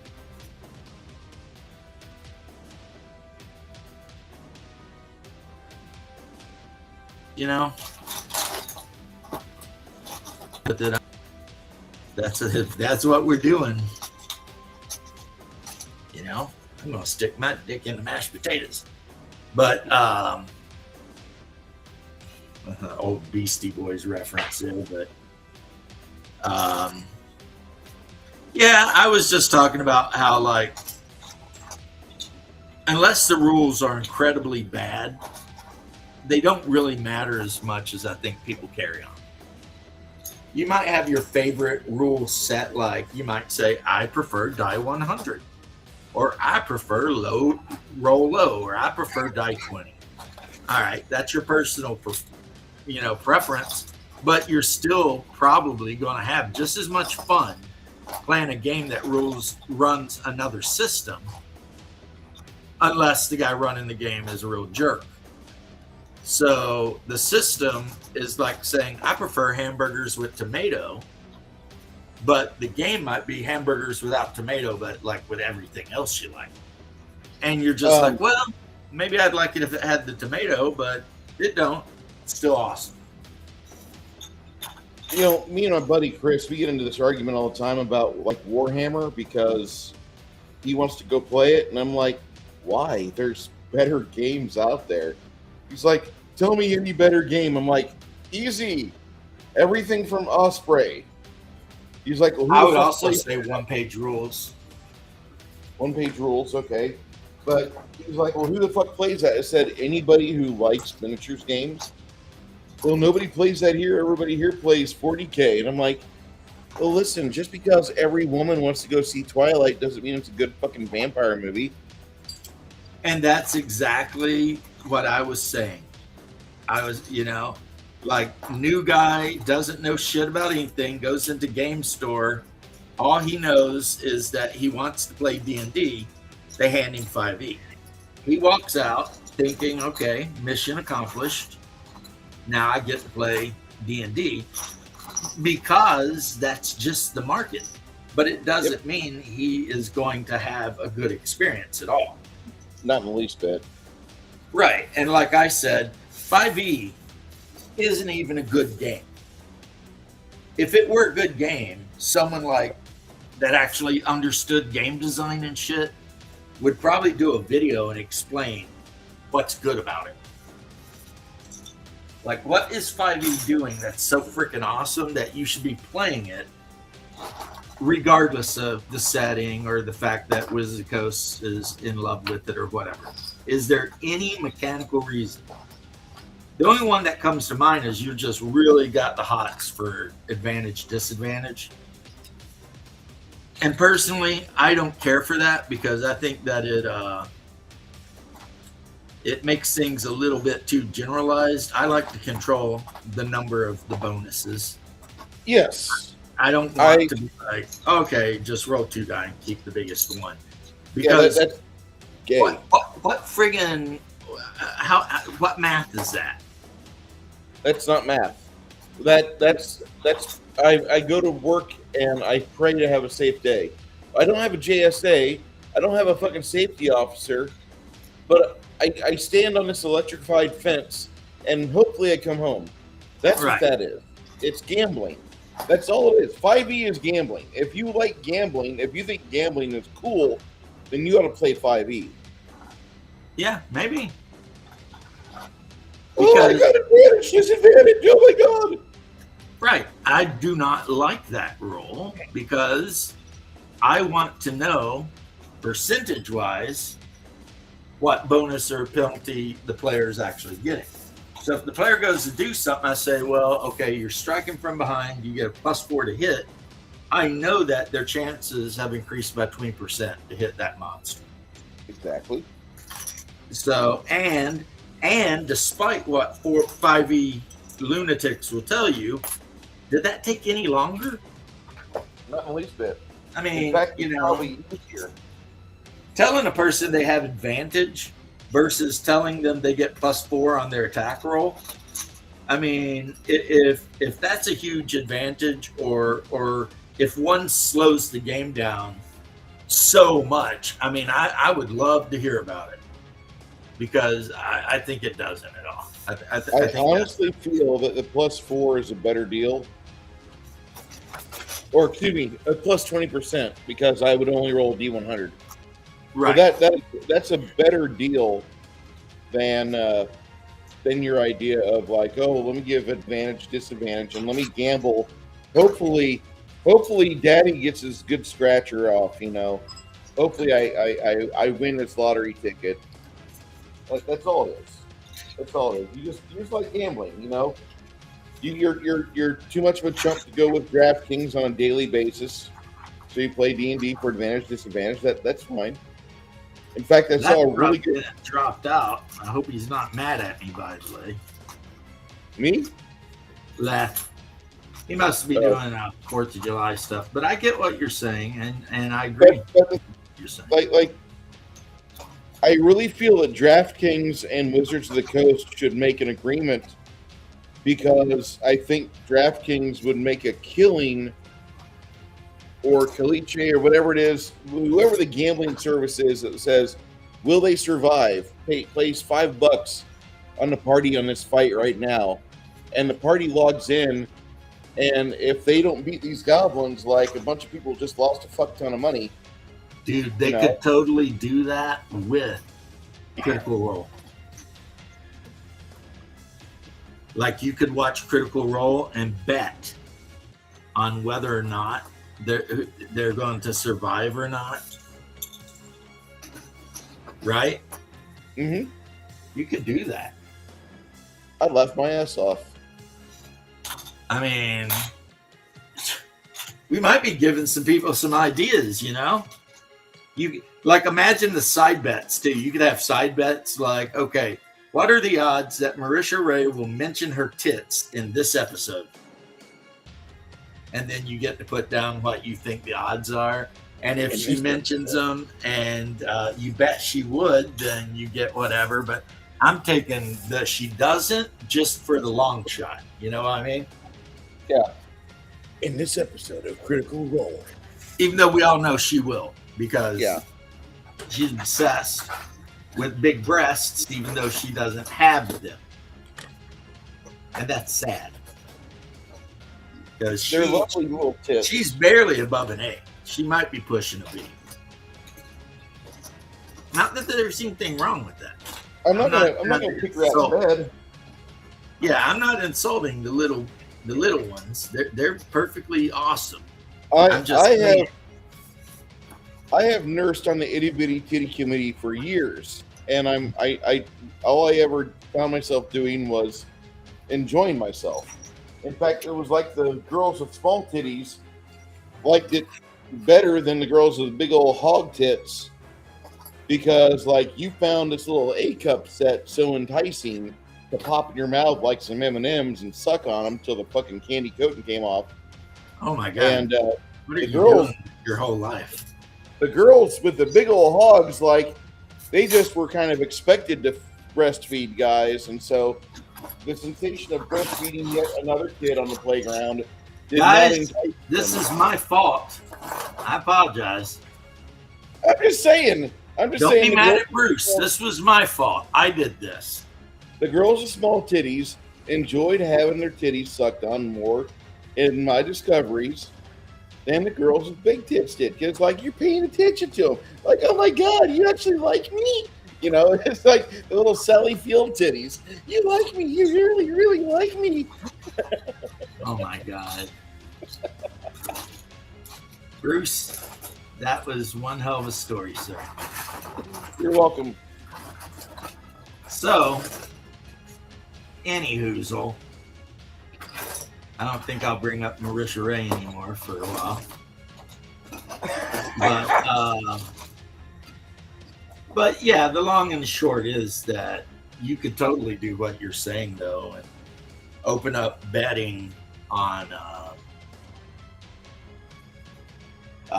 the outcome of the game or whatever, and it would work. I mean, I'm digging on my desk because I dropped a track to this T55. Luckily, it's not a really small track piece. It's one of the bigger ones, but it's gray plastic and it just fell in amongst a bunch of gray plastic. So now I'm going through, and the first thing I'm doing is I'm removing all the just random bases from my deck or my desk, because there's just a shit ton of bases on my desk. And I know it's because when I have to base something, I just grab a handful and then the rest of them sit there, and then over time I end up just having a shit ton of bases. But yeah, they need to go. So I fouled up yesterday and I had overdosed on some oil of oregano and black seed oil. Oil of oregano is supposed to be good for like cleaning your guts out, though. Yeah. And that's exactly what I remember I did Friday. I went to work for 2 hours and then I spent about 6 hours on the toilet. Yeah, I think it could kill you though if you go too hardcore with it. I wouldn't doubt that. Which is weird because, I mean, it's oregano. So you're thinking, I put a shit ton of oregano in my spaghetti sauce, right? Yeah. Come on, basil and oregano, that's like the shit, right? And then it turns out that if you make it into oil and you take too much of it, it may just kill you. Boy, life sure is fun. Yeah, I don't like being an adult as much as I thought I would, James. I'm sorry to hear that, man. No. I'm just saying, like, if I had gone into this with a clear head and been like, okay, I'm going to be able to do things, but I'm not going to go all out and just eat all the stuff I want all the time, because that's going to kill me. That's going to give me an early grave. Living to eat fucked me up. Right. Well, I'm the same way, dude. I am a kind of a stress eater. You know, so you'll never hear me talking any shit about somebody that's that way. I mean, and the second problem that I guess I have that goes right with the stress eating is the memory. And I know you've heard me go off on how I screw up my fasts and my feasts and stuff. Mm-hmm. And that's what it is, because there might be a day that I'm supposed to be fasting, but I wake up and eat, and then I'm like, wait a minute, today's a fast day, but I've already ate. Not that any negative thing will happen. It's, you know, it's all about self-discipline, so it's not like, somebody from the church is going to come to the house and smack me. But the point is, it's like, how unmindful of a human being do you have to be that you eat before you even think about eating? That's pretty bad. Pretty bad. Well, there it is. Yay, I can move on with my life. like I said, I was debating when I first came back. Do I get on my computer and start painting? Do I start building shelves? I got a couple shelves left to build. What do I want to do? Do I want to go watch this movie at the theater house, The Furious, which is a really big martial arts film, and it's still in theaters? Like, man, I can go see that. Yeah. I thought, no, let me go talk to James, because James has got a level head. Well, I don't know as much as you do when it comes to apparently itty bitty titties, but I'll do what I can. Sir. Okay, so I saw you have a website with new shirts. I do. The blonde, is that your wife? Kinda. Okay. When I met her, yes. Now she's 56 and grandmother twice over and an aunt 3 times over. So Yeah. no, I'm not going to say that that would be catfishing. But when I met her, 100%. But of course, when I met her, I had black hair, no beard, and I was jacked. So people change, man. Yeah. But yeah, see the difference though, and the reason I'm glad he went with the younger look is because a lot of times women care more about that, right? Like a big warrior with gray hair and a gray beard and a 2-handed axe, that's 100% fine for me. I'm good. But most women don't want to play a character that looks like a grandma. I mean, she's still hot. Don't get me wrong. I mean, and I shouldn't be disrespectful to her, but I still think she's attractive as hell. But yeah. In those links, that's her minus, The 25 tax years page. that we've been together. But no, I wouldn't trade her for nothing. Well, I was wondering about that, because either that was like, okay, that's either James's wife that he sees in his own perspective, or that's like some batabushka that like I have to put her on a shirt or something. And I was hoping to be here the is wife. what's weird. I talked to Cold Iron. I'm like, damn, how did you get my wife so like that? And he's like, I based her on my sister. And I was like, well, that is freaking weird. Your sister's hot because she looks like my wife did when I met her, right? And when I met my wife, she was going to classes for belly dancing. And, like I've got pictures of her in her little gold chain and coin outfit that I will never, ever share with anyone because that's the guy I am. So, yeah, she was super athletic, super whatever. And he pretty much nailed it. Now, I don't know what color the eyes are. My wife has very, very green eyes. Like not dull green, almost like emerald green. They're very rare, right? Whereas I have poop colored eyes because I'm just a random Slav/German. But yeah, he did a hell of a job on her. I mean, I will not lie. It was a little weird at first because I was like,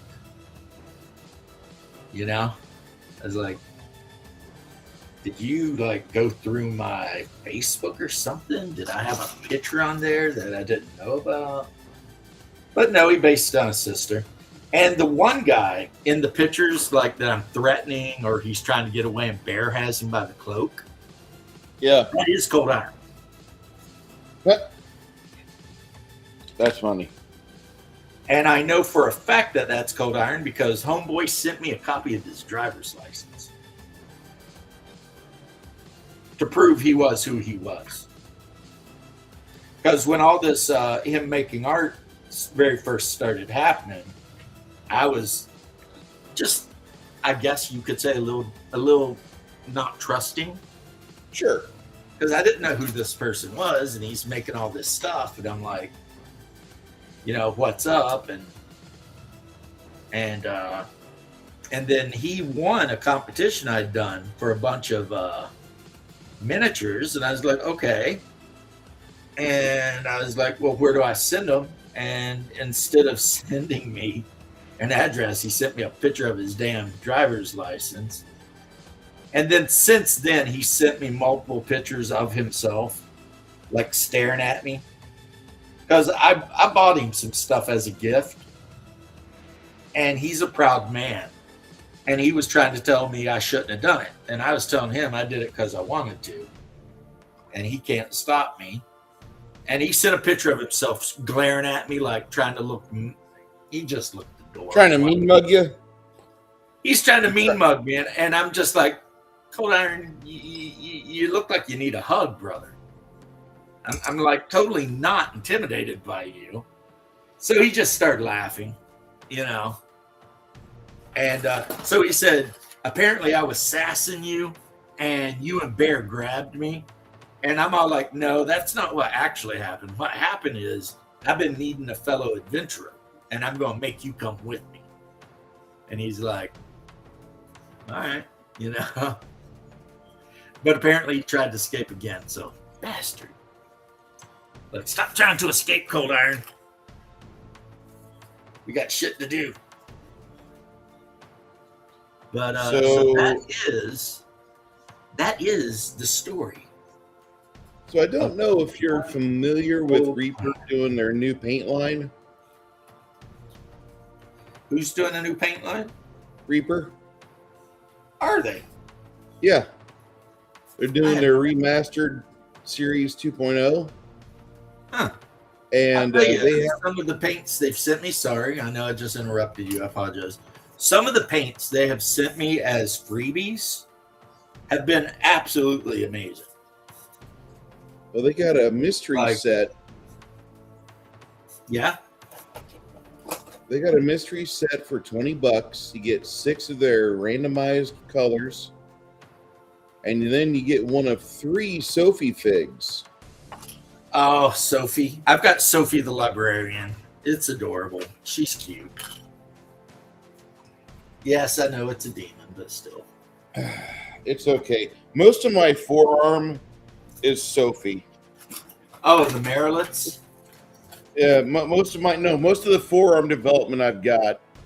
Oh, well, that's not near as good as what I was thinking. Then no, it's not. Shameful, actually. I can say that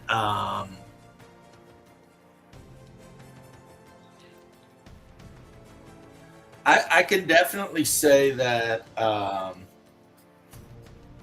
am a fan of Little Miss Sophie. You know, I don't like do anything, but I am a fan. I like the fact that Reaper chose this hot chick to be their mascot. I like that. I think that's cool. I'm glad they did that. You know what I mean? Mm-hmm. I mean, because they could have picked a freaking, as we call them down here, Trimerian Landwell. We call this Trigglypuffs, sir. Well, see, the reason they're called Trimerian Landwells is because in the SCA, this is the kingdom of Trimeris. So, if you're a knight and you're out and about and you see one, you're like, it's a Trimerian Landwell. If my brother were around, he could tell you all about that. You know, I'm not a I am a man of culture. I'll just say that. There we go. A man of culture. Okay. I see you too are a man of culture. Right? Yeah, we did something that a lot of women would be really mad about, but we were allowed to do it because it was the 80s and 90s. And that was going to the club and then putting bets on who could bring the heaviest girl home. That was an Army thing. We called it whaling, sir. We called it hog slaying.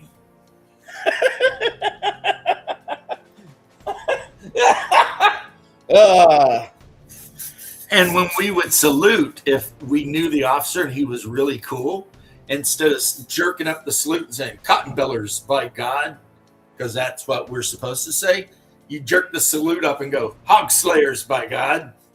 And the officer, if he was one of the cool ones, he'd salute back and say, "damn drunk soldiers." Because, I mean, when we weren't in the field making shit happen, we were definitely getting into it, you know? Go home, make shit happen. Make shit happen. I told you the story when I got back from a vacation and my bed was bent. Like the middle of the rack was on the floor. And I had to go talk to the supply sergeant, and he was talking about trying to charge me and shit. I was like, you can't charge me. I was on leave. And then, you know, so he ended up just giving me a new bunk. But one of my boys got him a lively one. And then on my bed, because thank you guys. But I mean, when you're in the Army, you don't care about that shit. I assume the Navy is the same. You know, I don't know. But, and you know what's crazy? A month ago, that guy called me. And now we send back and forth to each other all the time. Isn't that kind of nuts? That's hilarious, dude. Yeah, the guy who totally wrecked the shit out of my bed is now one of the dudes that I text with like all the time. Send memes to, the whole 9 yards. And my staff sergeant, who was our platoon sergeant,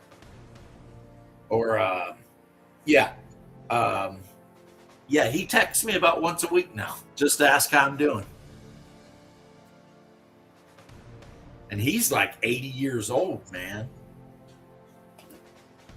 Because, I mean, I joined at 17, got through training and everything by 18, got to my regular duty station, and that dude was already like an E8 and was already old. You know what I mean? So, but it was weird because when he called me, I'm like talking to him, and he's like, yeah, Jimmy, I'm 70 whatever years old or whatever, and the high end of 70. And I was just like, oh my God, how? Like, when did that happen? Like, what happened there, you know? Poor Jimmy's bed is all bent up like this little one here. Huh? Just right. And it was one of my closest buddies in the Army, Huff. That was what we called him because that's half of his last name. And for some reason, even if you were close with a dude in the Army, you always called him by their last name anyway. Yeah. And he must have caught on to a lively one because he completely destroyed my bed. Like, this ain't even right, bro. And he was not even at all a little bit like, what would you say?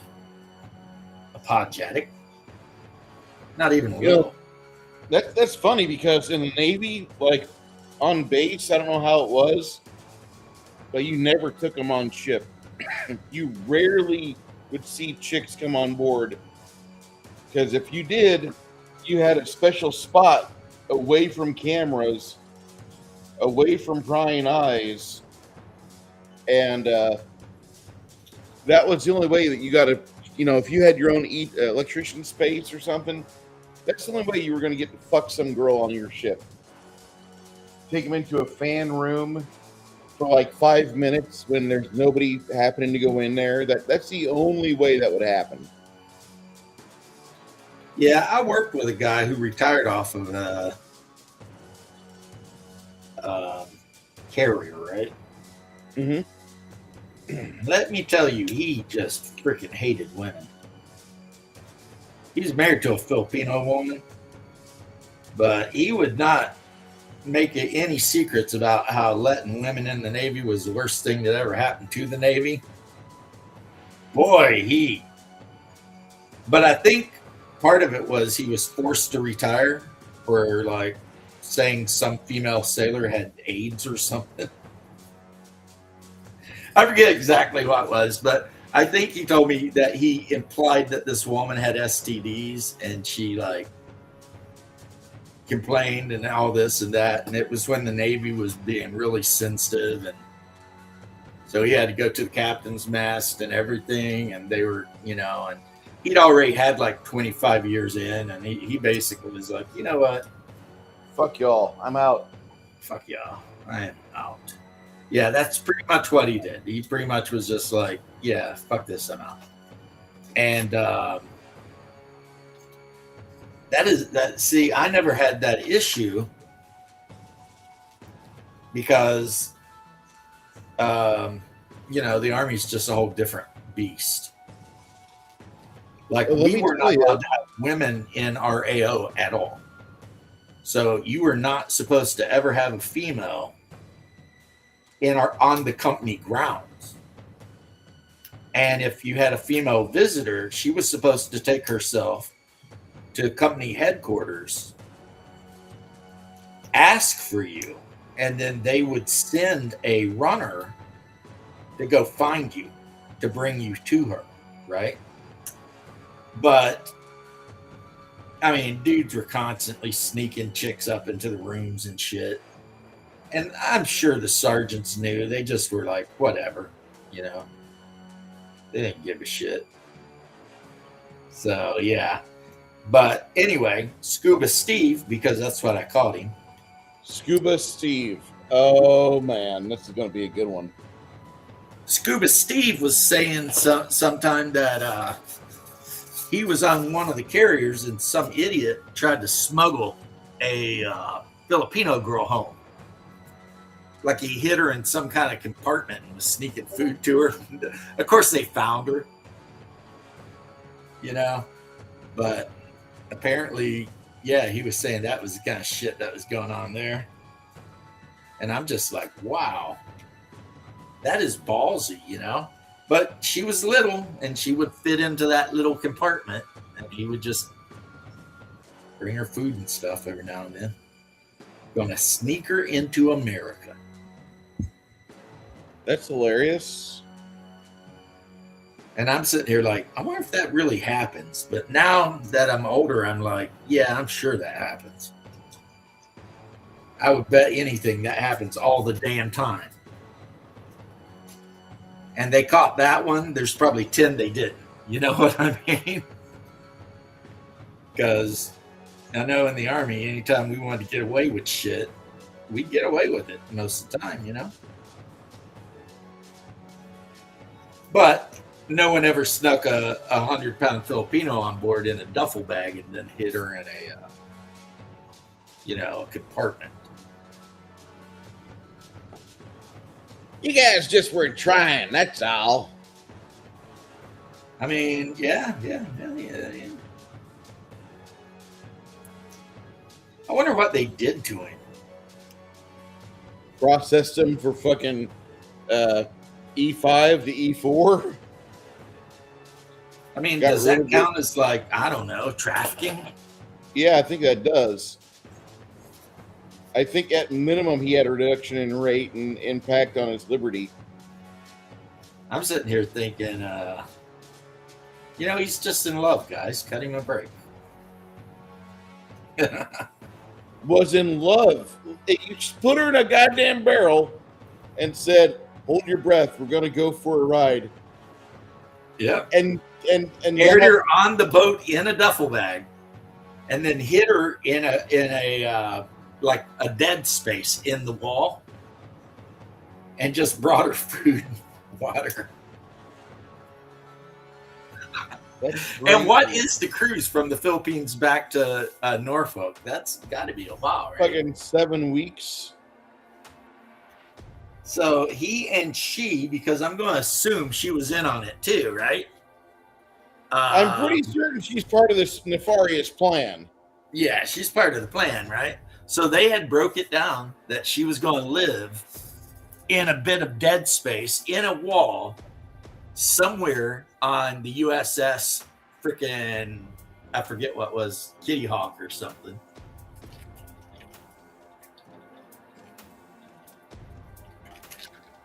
The fact you say Kitty Hawk makes me laugh because I know guys that were on board the Kitty Hawk, and they're older than me. Not that that's like a major thing, but like I think the Kitty Hawk was decommed after like 94. Could be wrong. Well, Scuba Steve was in his 50s when I was like 20 something. Because Okay. that's when I worked with him. So, yeah, he'd been around. Like I said, he was in the Navy for like 26 or 27 years. And he probably was stayed in until he died, except, like I said, he got kind of pushed out for his antiquated opinion on the ladies.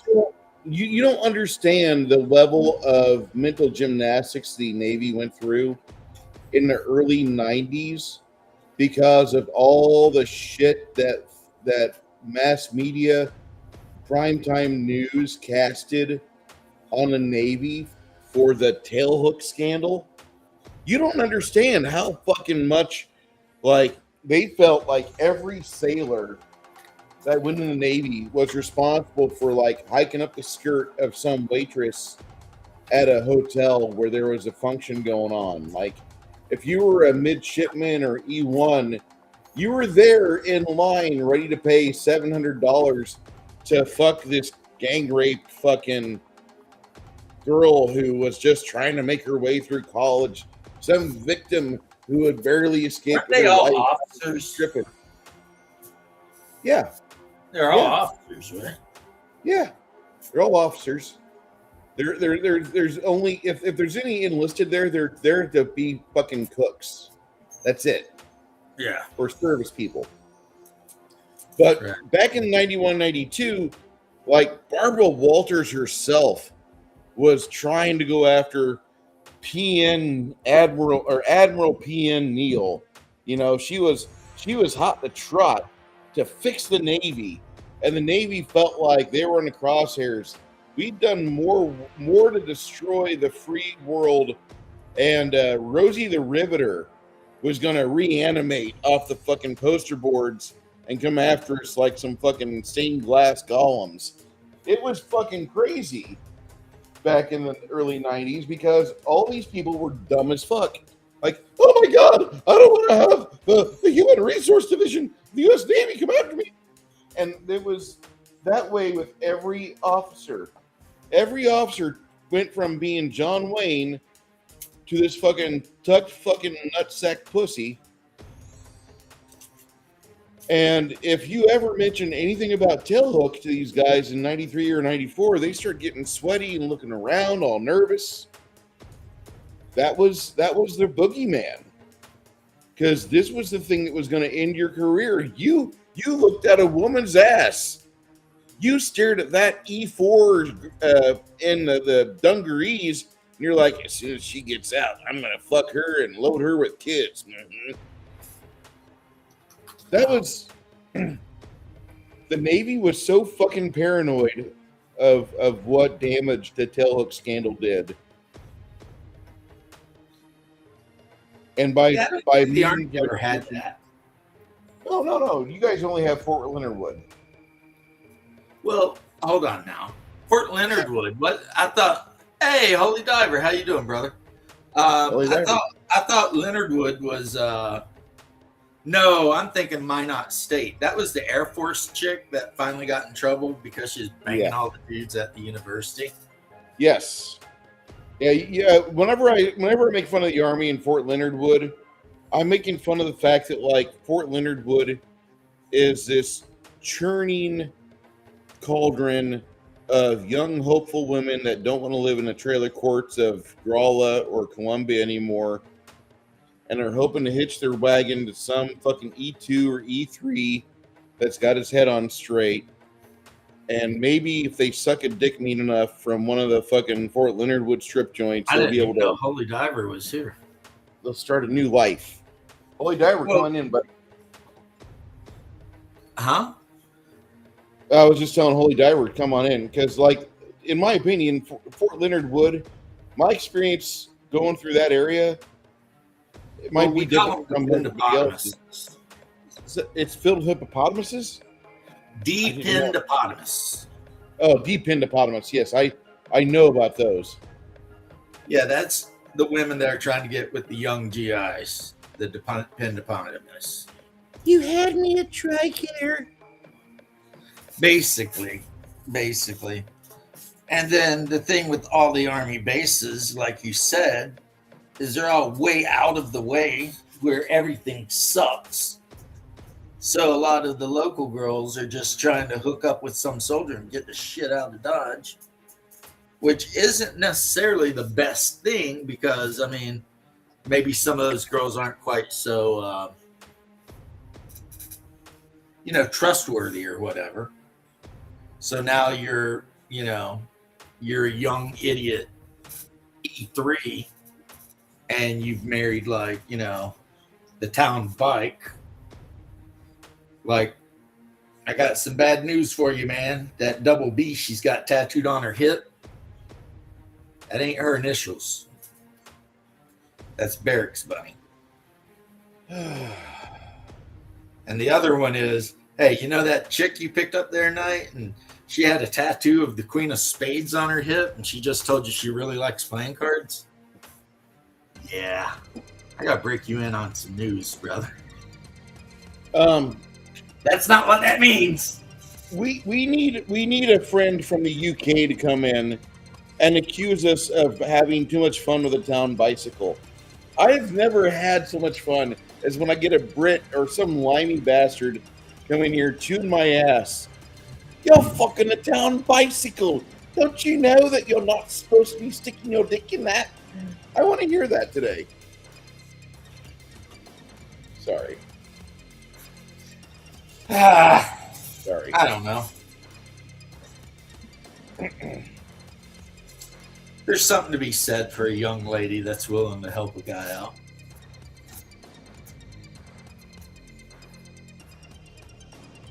I wish them nothing but the best.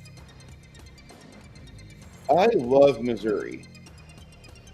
You love misery? Missouri, the state, not the state of mind. No. See, to me, they're the same thing. I think Missouri's a great state. There's no taxes. It's rather hilly and mountainous, possibly. You're just a few hours north of Miss Janet. You know what the problem, though, with Missouri is? The St. Louis area? Yes. It borders Kansas. And borders Illinois. What the fuck you talking about? So, Hey, Steven, how you doing, bud? oi, oi, oi, oi. Ziggy zaggy, ziggy zaggy. You remember that show? Back when what's-his-name didn't cry all the time and he had the actual funny guy on with him? Yeah, Adam Carolla made that show. Yeah, Adam Carolla is a funny bastard. Every now and then, I see him on like a clip from Joe Rogan or something, and I'm just like, that guy is really funny. Adam He is Carolla, when I see him doing comedy, I just get happy inside because I'm like, yes, we kept him in a divorce. So what's up with you, Steven? Tell us something. Tell us something good. Give us a topic of conversation. Steven's like, and yeah, Kentucky. Nah, Steven. I like Kentucky. Steven, always got to be that way. Everybody needs a local dog man. Kentucky's the greatest commonwealth in this union.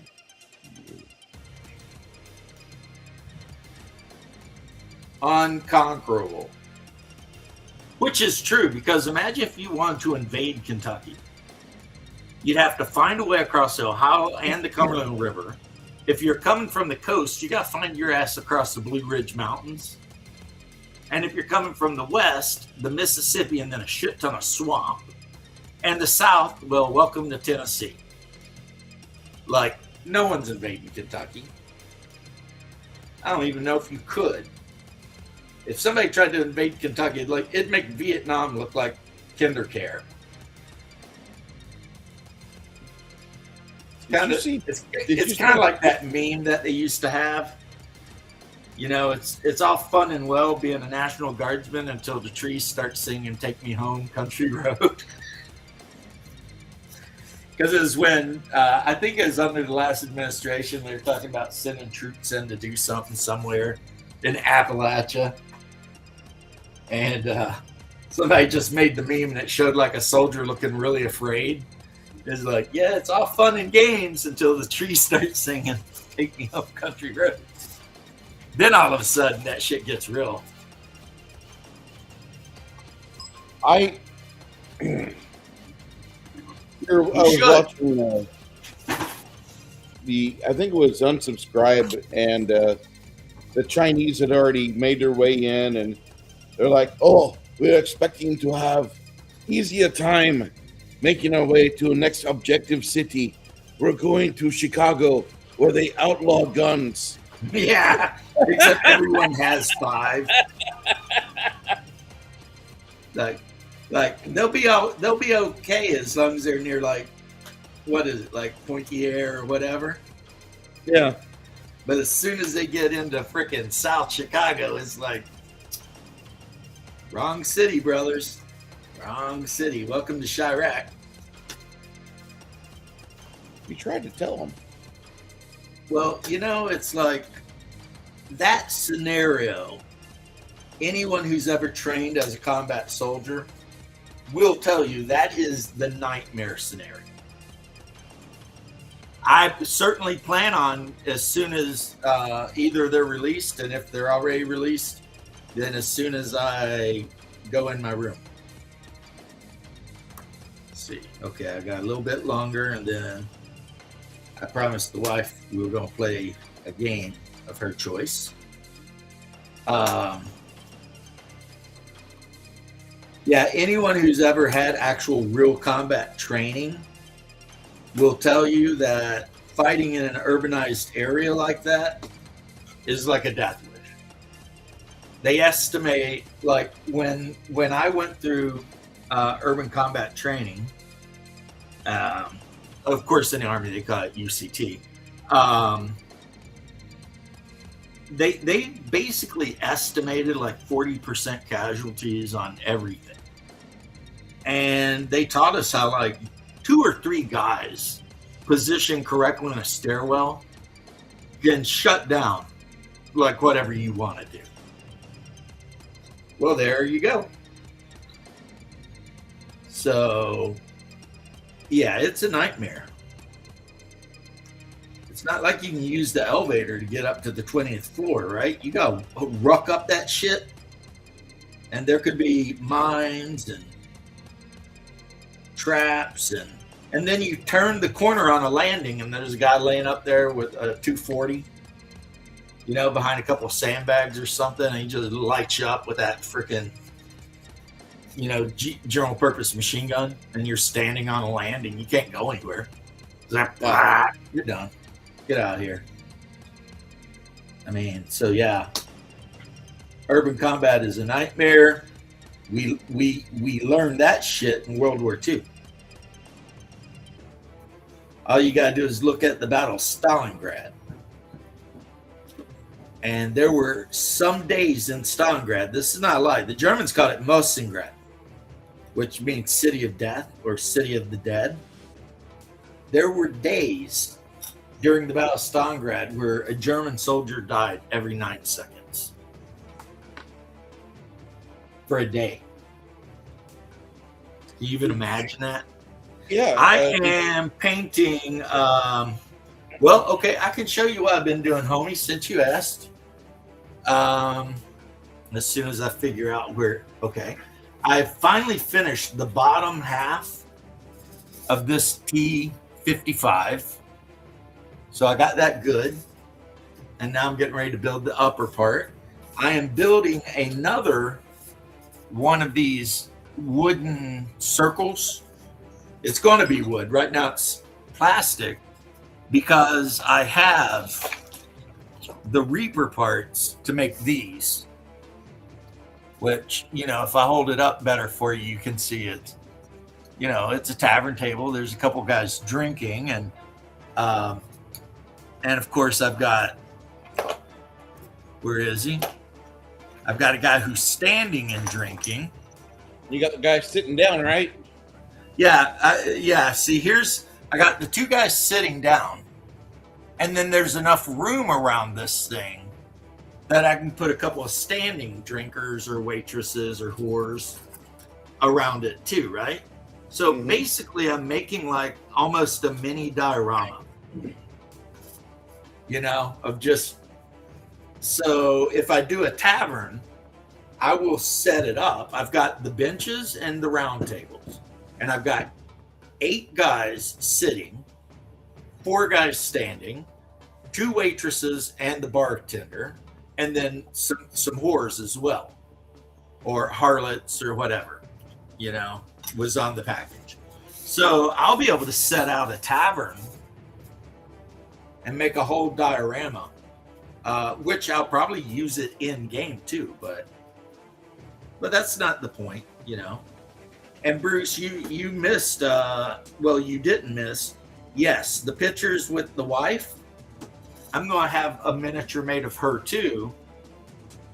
And I was thinking, when Christmas comes and she sets up that super expensive Christmas village that she collects the buildings for, you know, the kind where you plug it in, and if you look in the window of Fezziwigs, you can see them dancing and shit. Yes. I'm going to hide our miniatures somewhere in the Christmas village, and probably take one of my 4-armed carnivorous apes and hide it in there too. So I don't know if I showed off the one where we're running from a giant octopoidal thing, and then in the last of that scene, she's giving me a kiss. You got her height right too, because she's very short. So you did a good job on that. That's weird. I would have never thought you marry a short girl. That is weird. No offense, but I mean, you're the Eastern European guy, so I'd expect your wife to be like Svetlana, who's 6'1", and she puts the boys. I married, the redhead Italian, she was about 5'8", 5'9". And then the redheaded Puerto Rican, the next one I married, she's about 5'8", 5'9". But in between that, I dated long term. Actually, between it, after it, whatever, I dated this half Chippewa or Ojibwa Indian girl, and she was like 5'11". Yeah, really tall girl, really tall. Yeah, I dated her between those 2 marriages. Then I dated her after those 2 marriages, and then she went to the Navy, and then I dated her for a little while when she got out of the Navy. Her and I, boy, we were just always kind of looking up for some reason. But she's definitely a for the streets kind of girl. And like, she knows it, you know what I mean? Yeah. So, yeah.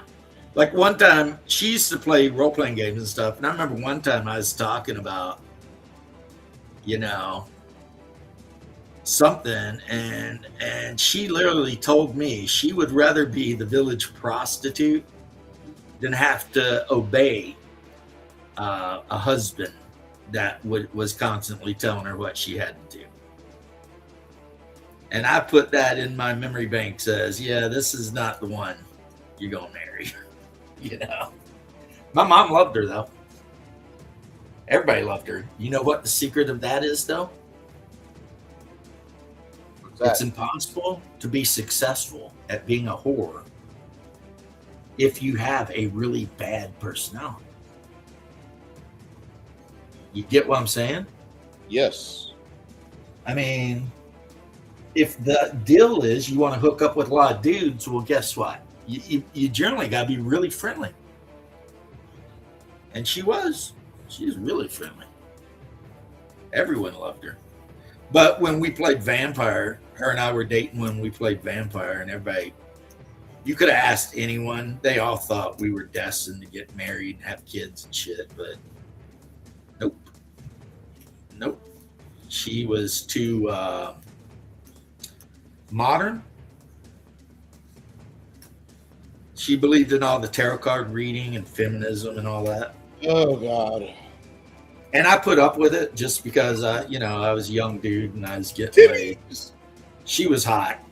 She was real hot. Like literally, she was a 9 or a 10 all day, every day. Like, I don't even know how I got with this girl. But yeah, she's in all that weird shit. And I put up with it because I hadn't found orthodoxy at that point. And I didn't have any really strong religious opinions on anything. But I had some very strong opinions on, like, having sex. And so, yeah. Like my brother says, when I was younger, he was there. I was a simp ass bitch. Like, a woman could just lead me by the freaking nose anywhere if I thought I was getting laid. You know what I mean? Mm-hmm. But I think it's because I started so late. You know, I was a virgin till I was 19 years old.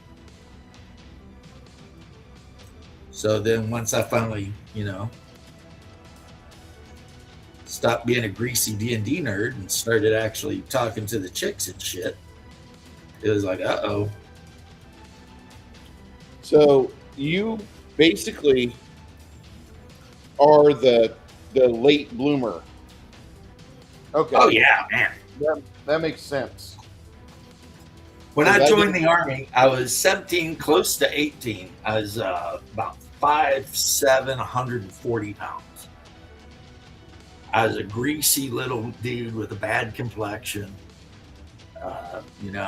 My brother was super popular in school and running around with all his chicks and doing all kinds of shit. And I was super embarrassed and hiding out and just playing D&D with my friends and whatever. And then, I don't know, maybe they gave me steroids in the Army, because by the time I got out of AIT, I was like 6 foot and 160 pounds. And then when I went to my regular duty station, I started working out all the time at the gym, because we had a gym there, And so by the time I was 19, I was 6'1", almost 6'2", and 190 pounds. So every time we would do our health thing, our physicals, the freaking medics always had to measure me. Because in the Army, at 6'1", you're only supposed to weigh no more than 160 pounds. Which means I was 30 pounds overweight, which according to the Army means I am drastically obese. But no, they would measure my neck, chest, biceps, and thighs and all that, and do their witchcraft, and they'd be like, no, this guy's like well within BMI. And then they'd be like, all right, get out of here. I had the same problem. I was 5'6". I never grew out of 5'6". I'm still my baby height, but I never hit my grown-up height. But I did cybergenics. Oh, mistake. Do you remember cybergenics? No. Remember that shit? Okay, well, in all the muscle mags, they had the Cybergenics ads where they show you before and after photos. Dude, minus 30 pounds. Dude, plus 40 pounds later. Solid muscle, 6-pack neck. Fuck, I wanted that because I was 110 pounds when I got to boot camp. 5'6", 110 pounds. I was like in the zone for like the perfect sailor, according to their idea. And I went off, did my leave, and then I got my first ship. First thing I did was I went out, bought Cybergenics, which had like 6 different pills in it. And it was a 45-day package. And you did your workouts, and you bulked up because the workouts were really good. They were like, your first cycle was 80% maximum of your flies bench on a bench to positive and negative failure. So you need a partner. Right. And then after you hit your flies and you can't go any further, you can't control them on the way down, you do your same weight with dumbbell press. Positive, negative failure. Right. And then you drop that, then you grab 35% of your maximum bench press, positive, negative failure. And you might do 3 or 4. And then you grab half the amount of weight on your dumbbells again, positive, negative failure for flies, positive, negative failure for dumbbell press. And that's one cycle. You're supposed to do 3 of those.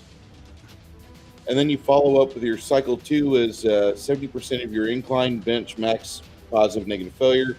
And then do chest dips, positive, negative failure. Do that 3 times.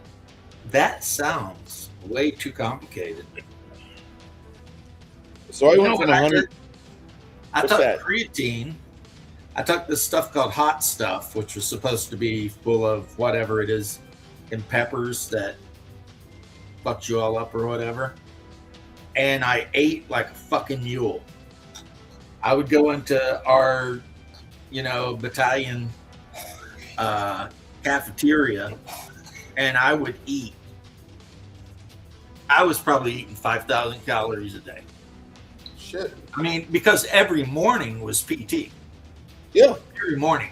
Every which day was you wake up, hour you're of going to calisthenics and Yes. then a 5K run every morning. Sometimes the run would be longer because like once a month we'd have what they'd call a brigade run, and the colonel would come out, and then like we would run all around the base, so it'd be like a 10K. So, and then when I would get off of work, if I wasn't out in the field, we'd get off around 4 o'clock, and I'd run to the freaking cafeteria, wolf down a bunch of chicken and rice or whatever. They'd let you go through the line twice, and then go over to the gym with 2 buddies of mine, Ken and Patrick, and just freaking lift. We were taking creatine, we were taking whey protein, and we were taking that hot stuff. And I never got cut. It's like I got big, I swole up like crazy style, right? But if I lift my shirt, my stomach was flat.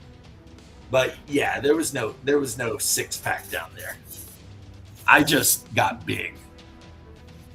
And then over time, I lost the muscle, so I stayed like 180 pounds for years after I got out of the Army, but I just got soft.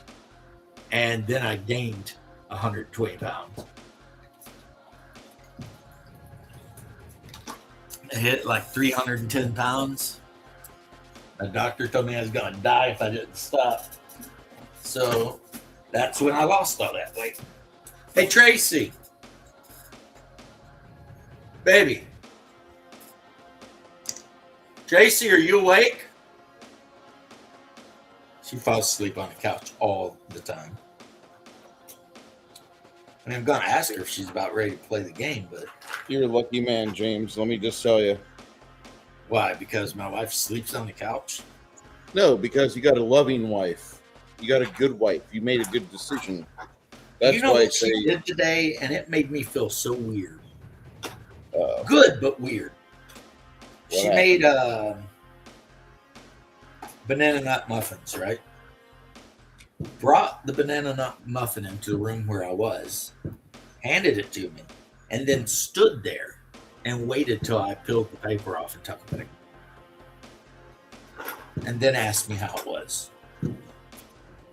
She was waiting for my approval. That is that is weird. that's not weird. That's a good wife, dude. Well, I Yeah. know she's a good wife. That's why I always say I wouldn't trade her for nothing. I would not trade my wife for Sydney Sweeney. I have a I feeling mean- she's kind of a bitch anyway, but I still, don't think she's a bitch. I just think she's fucking dull. she's hot though. That doesn't matter. I can fuck a hot chick if I want to. It's the fact that it's the awkward goodbye. Like, all right, thanks. And that's how in my world the ending to sex happens. Like, thanks, bye. I don't want Awkward goodbye. I don't We don't want have no awkward bullshit. goodbyes in Kentucky. You know why? I don't want no bullshit. Why? What happens in Kentucky? Oh, we'll follow you to your car. It's not goodbye until you've literally got in your car and managed to get down the roadways. Until that happens, yeah, it's not goodbye. We're still talking. It's just a weird thing that people in Kentucky do. But only if they like you. If they don't like you, they tell you not to step on their property. But if they like you, you can be trying to leave and they're like, yep, she was asleep. I just heard her wake up. Baby.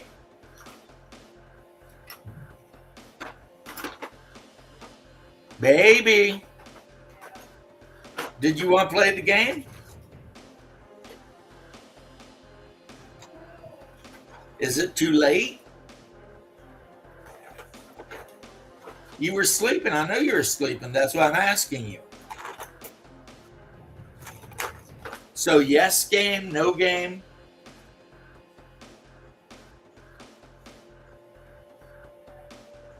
Okay does not answer me.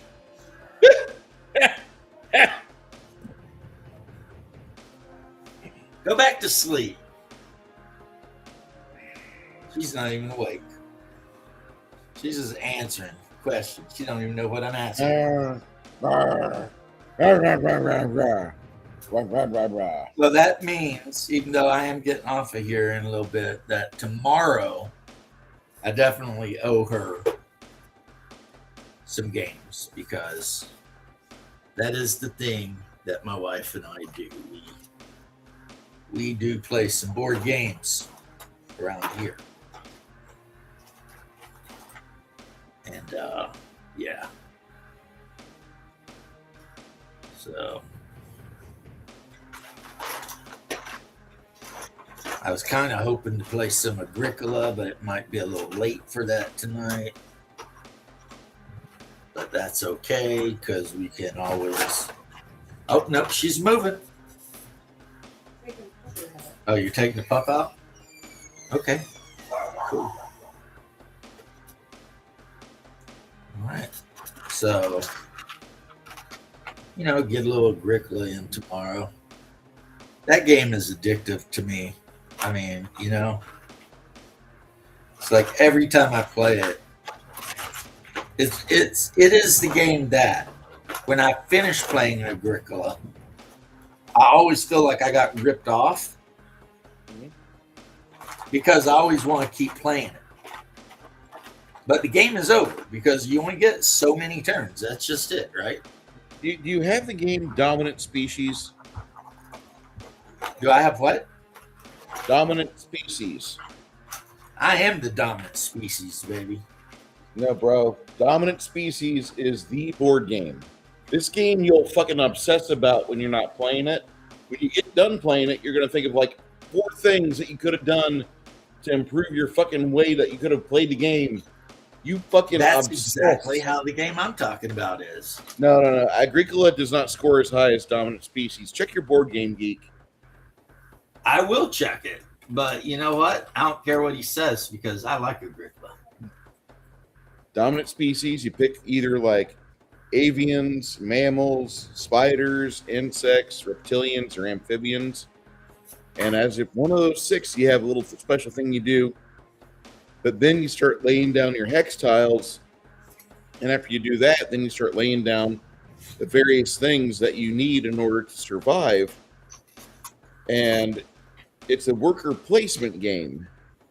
Right. And as you're doing that, if you can win the initiative, you get to remove that character from the initiative and put him somewhere else in the game, in the roster of things to do. It's great. It is such a great, smart game. You play it, and afterwards you're bit because you're like, I got to make sure I choke out those spiders next time. I can't let them keep doing this to me. It's such a great game. So you're all like, I can't let him keep getting away with it. Yeah. It is seriously one of those games. They were talking about Sam Hyde. Oh my god! Why y'all got to pick on my boy? Sam Hyde. He was the ghost of Kiev. Yes, he was. He shot down like 100 Russian airplanes by himself. He's one of my favorite fucking memes, dude. It's like anytime anyone says anyone did anything, as often as not, it's going to be a meme with Sam Hyde in it. Now, he did say after he won that fighting competition that he was going to go to Hasim Piker's house and skin him and make a cloak out of his skin.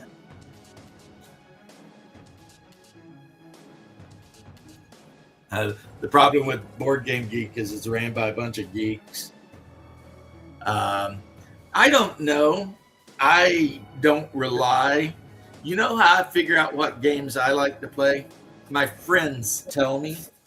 So Bruce saying that the natural selection or whatever. Dominant Species. Okay. Dominant Species is a good game. Would go a long way further towards me actually investing in that game than anything that might be on a website somewhere. Because I understand that those guys, a lot of times, they're saying shit for money. And while I love the idea of people saying shit for money, I mean, I am a capitalist. That doesn't mean that I trust them maybe as much as I would somebody who's telling me something for free. And I hope that makes sense to somebody. But yeah, Perfect like sense. if a bro comes up and tells me I played this game and it is freaking kick ass, bro, you should try it out and shit. I mean, yeah, that means way more to me than some paid talking head trying to convince me to buy something. And yeah, that's just how it is. So I will definitely look at that game. See, Tracy and I, we have Agricola and we've got Farmer on the Moors and a couple of the expansions. So I just have a blast every time we play that game. I'm just like. So have you played 4th edition Twilight Imperium? No, and I own currently 1st edition Twilight Imperium, and I don't think I've ever played that. I think we set a map up once and moved some shit around a board for like 3 hours, but to this day, I'm not quite sure what we did. Okay. It was fun, though. Have you seen Double D's? His planets? Yeah, you want to talk about a guy who went out all in on Twilight Imperium. Yeah. Double D went all in on that shit. Yeah, I saw that, and that's what is spurred on this conversation. Because I finally started looking at the new expansion. I've not played Fourth Ed yet. I've got everything Fourth Ed minus the new expansion, and I mean I was one of the Kickstarters for it, but I'm kind of pissed that it's still in the plastic, not been played, and there's a second expansion out along with the hardcover that I got, and I need to set some time aside and play it. I can't wait for my Pathfinder game to end so I can actually start setting up time to do this. Twilight Imperium always struck me as a game that wasn't actually a game. It was just a big box of shit you could make a game out of. And that's kind of how we played it. What it reminds me of is like a giant toolkit is what I'm it's a toolkit, but at the same time it's also your entry into this new cult, your entry fee to get into this new cult where you like, we're going to just play big Euro games from now on. And that's like there's a role-playing game for that, right? No, I didn't. Yeah. It's put out by Edge Games, the same people that make Arkham Horror, the role-playing game, which means Edge Games is a subsidiary of Asmodee Games, which I believe recently bought Fantasy Flight Games. And it uses the rules that the new Star Wars uses, which is unfortunate. I listen. Where you roll like the billion dice and you try to decipher what they mean. No, nothing Star Wars after 2012 means a shit to me. Okay. I played the miniature game, the X-Wing game, and that was okay. Yeah, but like the X-Wing game, this game uses a shit ton of proprietary dice. Yeah, I'm out. Go for it. But apparently you can play all of the races from whatever, and there's like some mechanical race that everybody's trying to stop from conquering everything. And I looked at it and I almost was like, I might buy that. But then you know what the problem was? The proprietary dice. I was like, if this used kind of the same system as Arkham RPG used, I would be all over it, like a fat kid over cake. You know what I'm saying?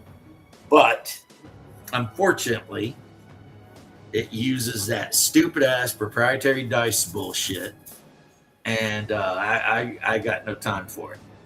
I don't want to deal with that. You're right. Like I immediately, when the new Legend of the Five Rings came out, I immediately bought the starter box and the main rule book. And then I opened that shit up and saw that all the dice had like little chrysanthemum blossoms and shit on them. And I was just like, what in the actual? I felt really bad. Like, it made me feel bad in my pants. But for real, though, I was like, I felt ripped off. Because I'm like, I just wanted an L5R game. What in the actual F is all of this shit? L5R is with D10. That's all there is. That's all there will be. If you're going to say it's L5R with anything other than D10, you have lied to yourself. Yeah. Use a pool of D10 to, roll and keep. That is the game. And if that's not the game you like, then that's just not the game for you. And that's fine. That's okay. But Fantasy Flight got their hands on it. And you know how they went through that period where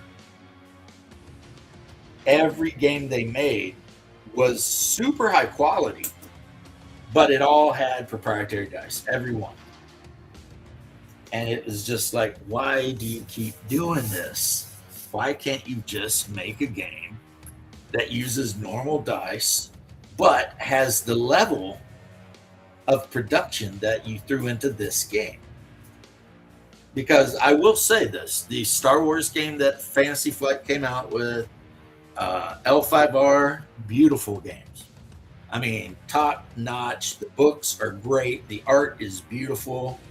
The lore and everything is super well written. The interior art is top notch. And then you've got this weird die mechanic that no one asked for or wanted. Like, I didn't mind the proprietary dice in X-Wing because it was, a war game. Yeah. Just like I don't mind proprietary dice in like the Memoir 44 games, I know I need to roll some explosives or whatever, so just roll the die, get the symbols you need, move on with your life. But for a role-playing game, no way. And that game is even worse because it's like, when somebody shoots a blaster at a droid or something, right? They just want to know if they hit the effing droid. They don't want to know. They don't want to sit there for however long it takes for the GM to divine what the 6 different colored dice all mean, especially because there's 12 freaking symbols on these dice, some good, some bad. And so now you got to figure out literally, okay, he rolled enough to succeed, but he rolled a bunch of bad dice, which means, something happens, and you're supposed to make up what happens, but make it seem like part of the. So a good example would be the guy fires a bolter pistol at a stormtrooper, rolls enough to hit the stormtrooper, but rolls a bunch of black dice, like the bad guy sign. So you, as DM, say that he ran out of ammo or some shit. And it's just like, no, I don't want to do that. I could have rolled a die 20, and if you rolled a 1, said you ran out of ammo. And you missed, because you suck. Who do you think you are, Han Solo? But anyway, so yeah, it's the story of, both of these games are the story of beautiful, beautiful games that have stupid die mechanics. Yeah, I feel that. Huh? I feel that. I feel it in my core because, like, one of my favorite games of all time got ruined by the fucking dumb dice. Which was Warhammer Fantasy. Oh, 3rd edition. Most elegant game ever made. You roll percentile dice.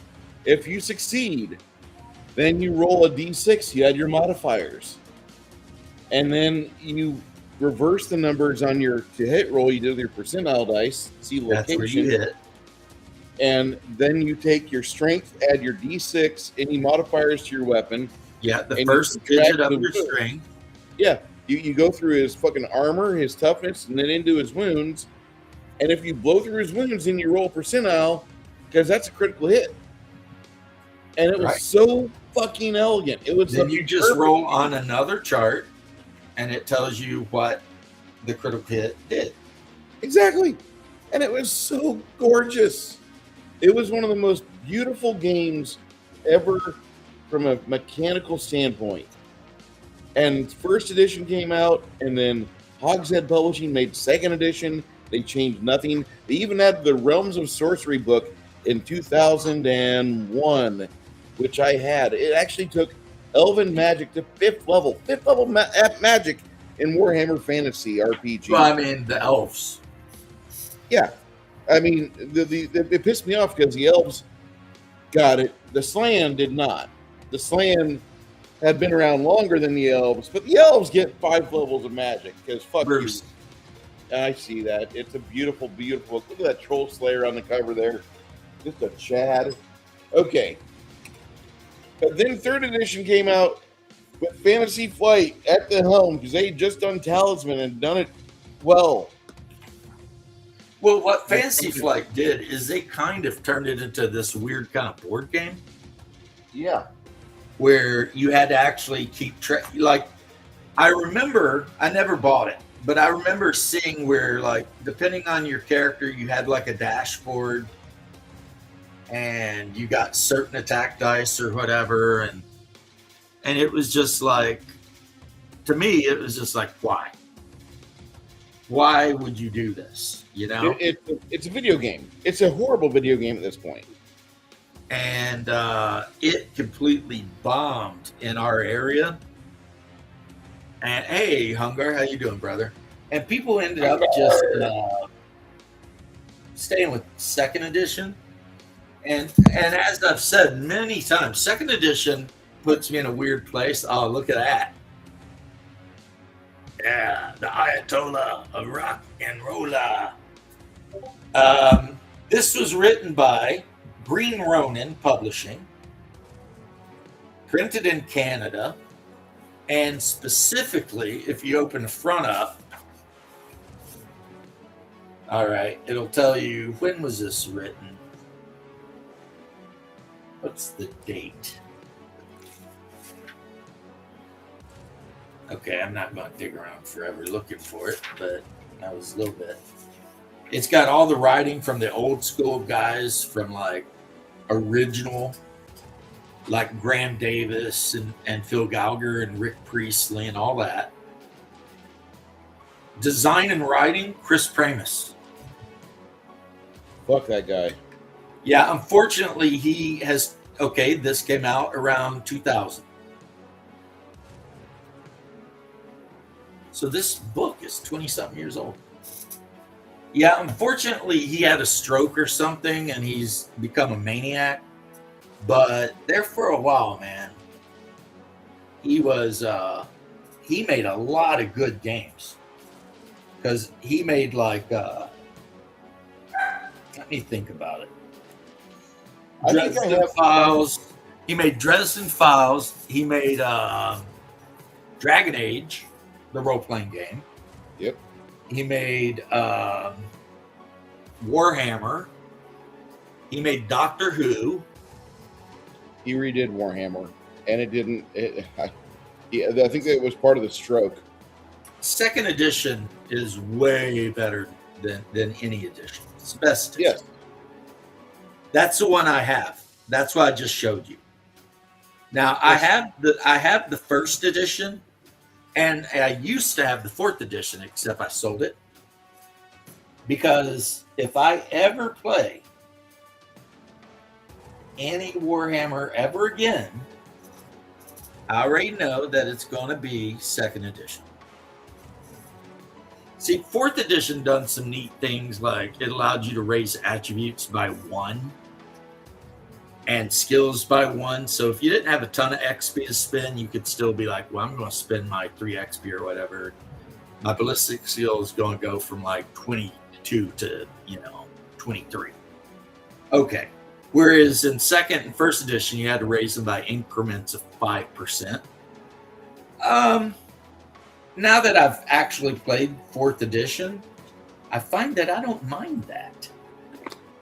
The fact that you've got to, I guess it's not that you level slower. It's just that your choice is 5% instead of 1%. So, Now, fourth edition did have a cool thing where if you agreed with the DM to completely random roll your character, then after you rolled the character up, you got like some bonus XP you could just spend. Mm-hmm.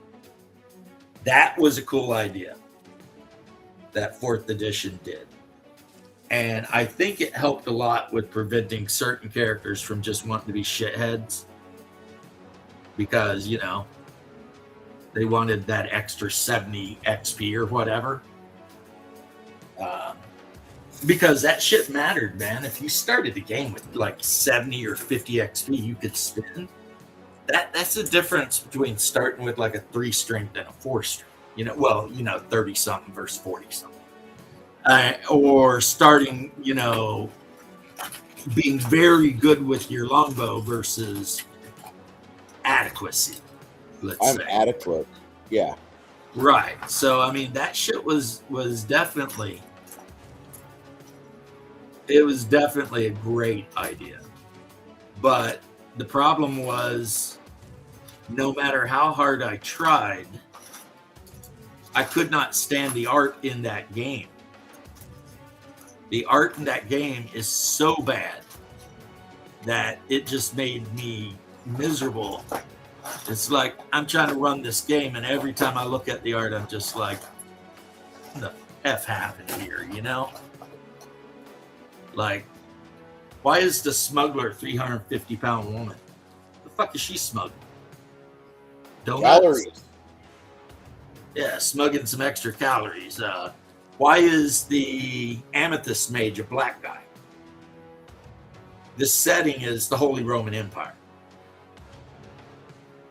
And it just goes on and on like that, you know? And it was just like, I mean, the worst race swapping ever. And they didn't have to do that. I mean, if they wanted a brother in there, I mean, there's countries the brothers come from, you know, but they've done the same horrible shit with the modern day, the old world game. When you buy like a box of Grell Knights for the Bretonnian army, like a few of them are actual women. And it's like, why are there women in this order of Grell Knights? Why? And I know the answer, but it doesn't stop me from being like, why? You know? But yeah, I know the answer. Nobody has to tell me the answer. I know the answer. I'm just confused about it. That's all. Because again, they're studying in Brave. They're studying in Brave. Maybe that's the thing. I just don't like it. You know, it's like, and if people wonder about that, right? Like, well, why don't you like it? I would be like, because I played this game and I love the lore of this game and everything about the lore of this game. And I don't like the fact that you came in 30 years after the fact and decided you would just do whatever the hell you wanted. I'm not a fan. Sorry. You know? Like, go ahead and make Zweihander. How about that? Make your own version and make it as lame as you want. Perfectly good way for them to go, too, because Zweihander openly embraces such faggotry. Yeah, Zweihander leans into all of that. Yeah. And they tell you they're going to. So, I mean, you got to respect that. They're not BSing you. They're not lying. They're telling you point blank. This is what we are going to do. We love the idea of having a diverse world and society. Right. So if that's what you want, that's fine. But Warhammer, at least real original Warhammer, yeah, you shouldn't have any of that. That should be, you know, that's just not a thing. You're just a hater. There's no way that we should ever allow someone like you to foster such opinions and ruin the gaming environment. How dare you take your narrow-mindedness? God, I fucking hate those people. I really do. Well, my answer to that would be like, okay, so what games are you not going to play? Can I play whatever I want in L5R? Like, if I want to play, you know, a big white guy, Viking in L5R, would you be okay with that? Or pick some really stupid game they're working on, like Coyote and Crow or some shit, and be like, okay, Coyote and Crow, are you okay with me, you know, playing a white guy, even though according to your rules, you claim that all the white guys got killed because a meteorite hit the earth and wiped Europe out. Therefore, that's why all of the indigenous Americans and Africans are doing so wonderful, you know, because China didn't just roll in and we're all right in the ass, because that's what would happen, you know. That's what would happen. Oh, there's no more credit scores? Great. Yeah. medieval China would have just rolled in and been like, oh, there's no Europeans or anything over here to stop us. Think we're going to own all this shit now. Good luck, you know? And so, yeah, it's like they would never want, or they would never even think about swapping it the opposite way. That would be like, it's kind of like when you've got an Arab sitting on TV complaining about colonialism. Fucking Islam's the most colonialist fucking cult / religion that the world has ever seen in its modern era. Right. Since Suleiman somehow, died, but somehow they're allowed to say they this can shit. sit on television and can complain about slavery and colonialism. Hey, now, just saying hi. Well, the fireworks and the food. Hey, I appreciate it. But these people can sit on TV and complain about slavery and colonialism when, in fact, they were the greatest perpetrators of it. People in America are so freaking mentally stupid that they don't even stop and be like, but wait a minute, right? Our Marine Corps was out there beating the shit out of slavers upon their creation. That was like their entire thing was, you're going to go after the Barbary Coast pirates because that's just what we need to do. We need to go after these fuckers. They're bad. Right. And those guys were the ones, they were like one of the primary perpetrators of slavery in the Age of Sail. And even Morocco told, who was it, John Adams? No. Was it Andrew Jackson? Somebody, Morocco told him, we're gonna side with you. We're gonna let you guys just beat up the English. Go ahead. And so there was 3 other powers that were at play in the Barbary Coast pirates. And so our diplomat went over there like, hey, listen, we're the new country on the block. Don't fuck with us because we'll fucking kill you. And they didn't believe us until we landed in Tunisia. Yeah, burnt that shit to the ground. Yeah, we made Tunisia what it is today. They've not progressed.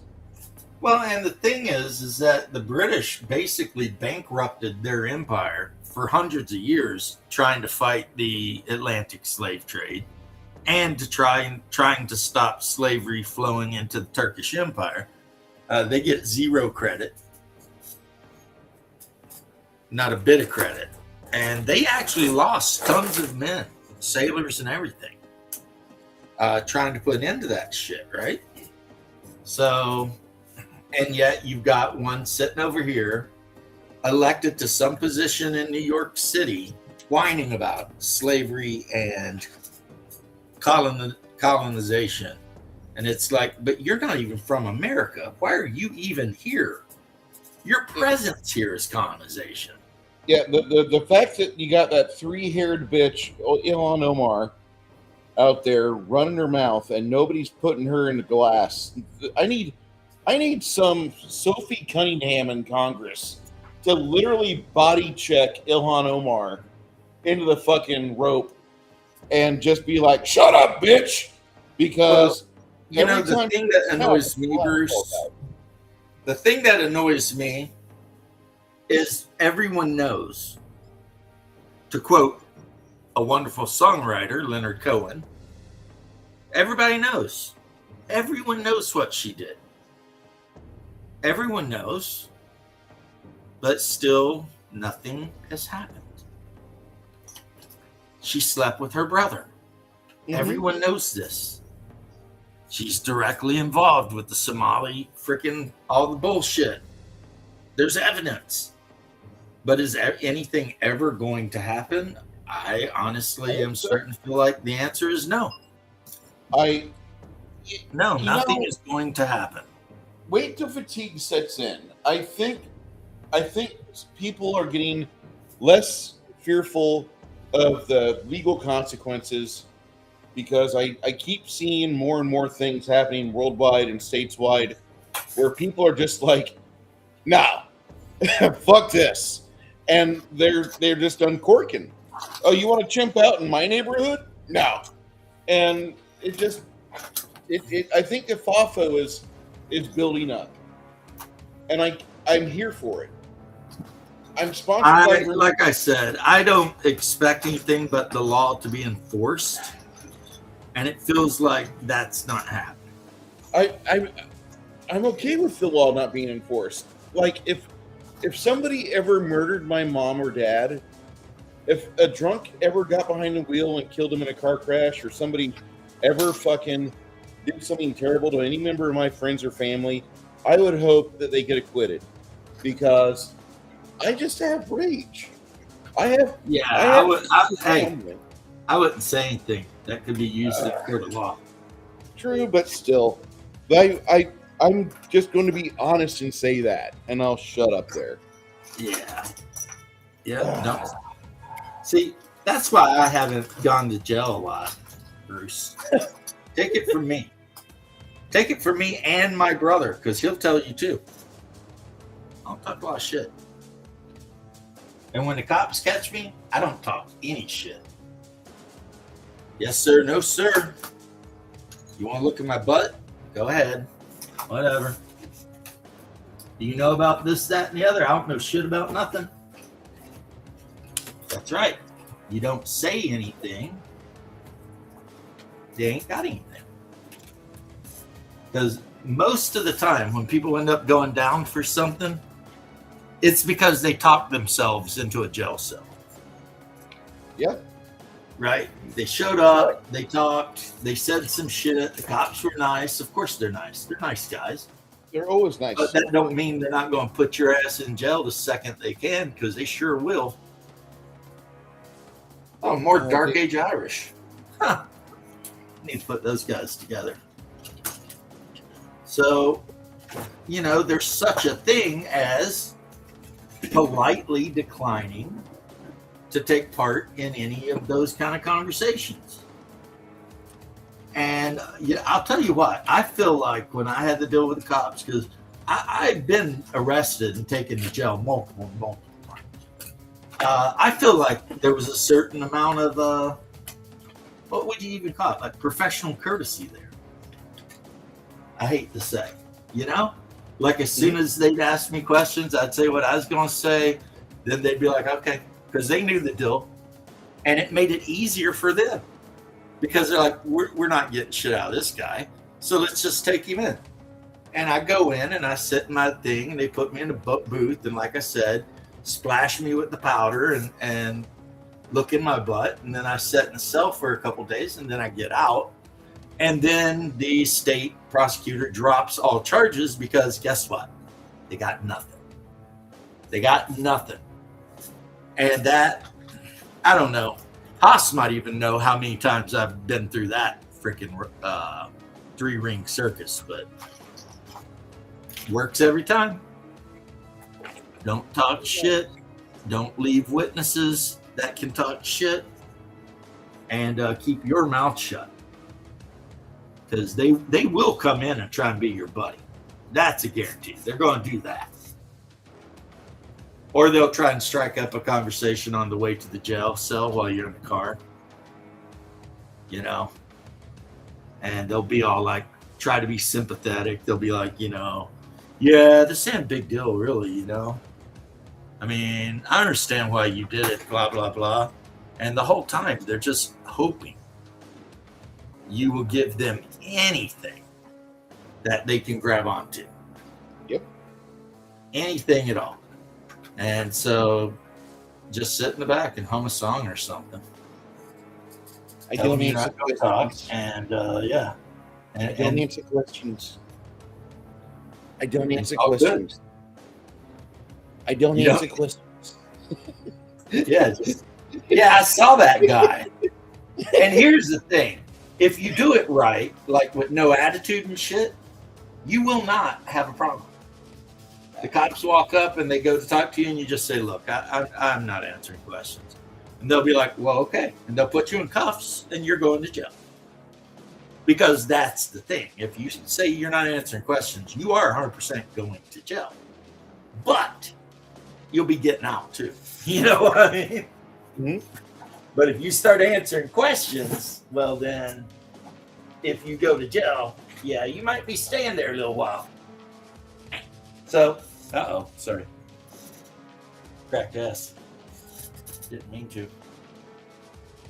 Yeah, I just feel that it's always best to just, and I'm always how did I grow up the way I grew up and end up becoming a firefighter? Because when they looked at my criminal record, you know what they had? Nothing. Because they only look at convictions. You know, arrest me 20 times. How many convictions? 0. I've been arrested once. Well, that's good. I'm not sitting here telling people they should all run around and act like fools and get arrested. No. Far from it. I was just really stupid. One time they were going to arrest me, and my brother jumped in and told them that he did it. Because it would have probably been 4 or 5 years for what had happened, and I had kids, and he didn't. So he jumped in and told the cops he's the guy that did the thing. And it worked out because the cop knew him from high school. And the cop was like, you know, is that you? And I was like, yeah. I was like, what are you doing here? And they started chatting it up. The next thing you know, we're getting a trespassing warrant. Stay away from this place and never come back. Like, can do, sir. Can do. Didn't want to come here in the first damn place. The whole thing was shenanigans from the get-go. And if Haas is in chat, he would tell you. That whole thing was shenanigans. And I don't mean that restaurant. That's a play on Super Cops. Hey, Farver, what's the name of that restaurant? It's got all the shit on the wall and everything. Oh, Shenanigans? Because the chief had said the next person who said Shenanigans, he's going to pistol whip them. So they get Farva to say Shenanigans. He's like, I love that place. But anyway. Annie Hoozle, now that we've spent a while, you know, the DM James, how not to go to jail thing. Step one, don't do shit. Step 2, don't talk. Step 3, profit. Not really, though.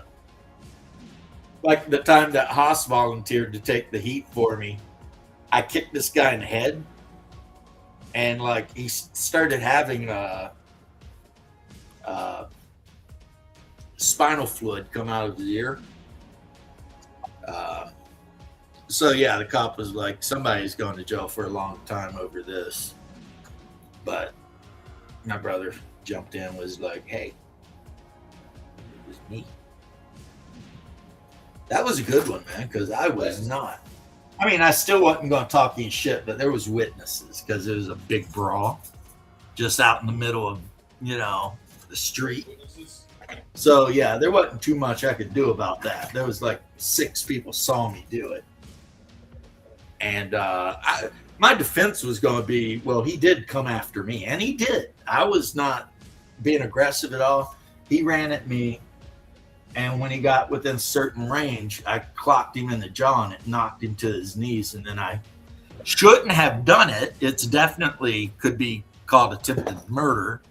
But I reached way back into Arizona and put my docs on him right in the side of the head. Like I was trying to score a goal for FIFA, baby. I freaking waylaid this kid. And he went down like a freaking clubbed ox. It was like wild. And here was the good thing is when he woke up and he had the blood coming out of his head and everything, he didn't know who hit him. Even though he had been the aggressor who came after me. He didn't know who had hit him because of probably had a concussion, I would say. So when Haas said he'd done it, the guy was like, yeah. But then in the end, what happened is what always happens in the state of Florida. You know, they threaten to charge us with what we've done. So we, of course, say we want to charge reciprocally back. So the cop says, well, you know, they're charging, you're charging, everyone here is going to jail. And 99% of the time, someone says, well, hold on. What do you mean? The cop's like, that's the law in the state of Florida. You know, if you get in a fight and you both press charges, you're both going to jail. And why wouldn't you press charges if the other guy is pressing charges, right?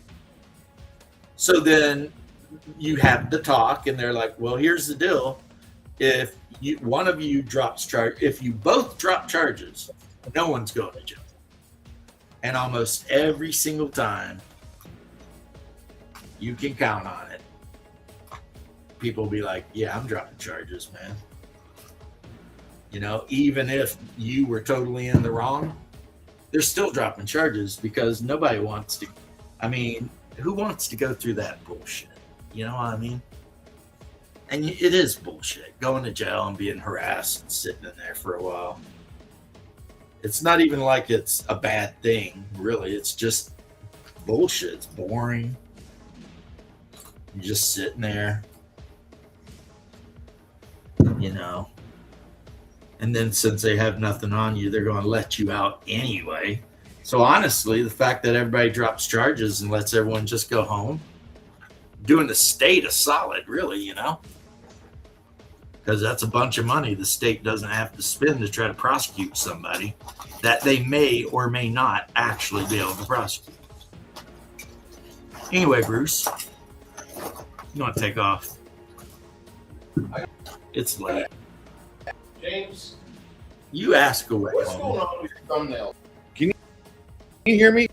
What's going on with your thumbnail? I can hear you. What do you mean?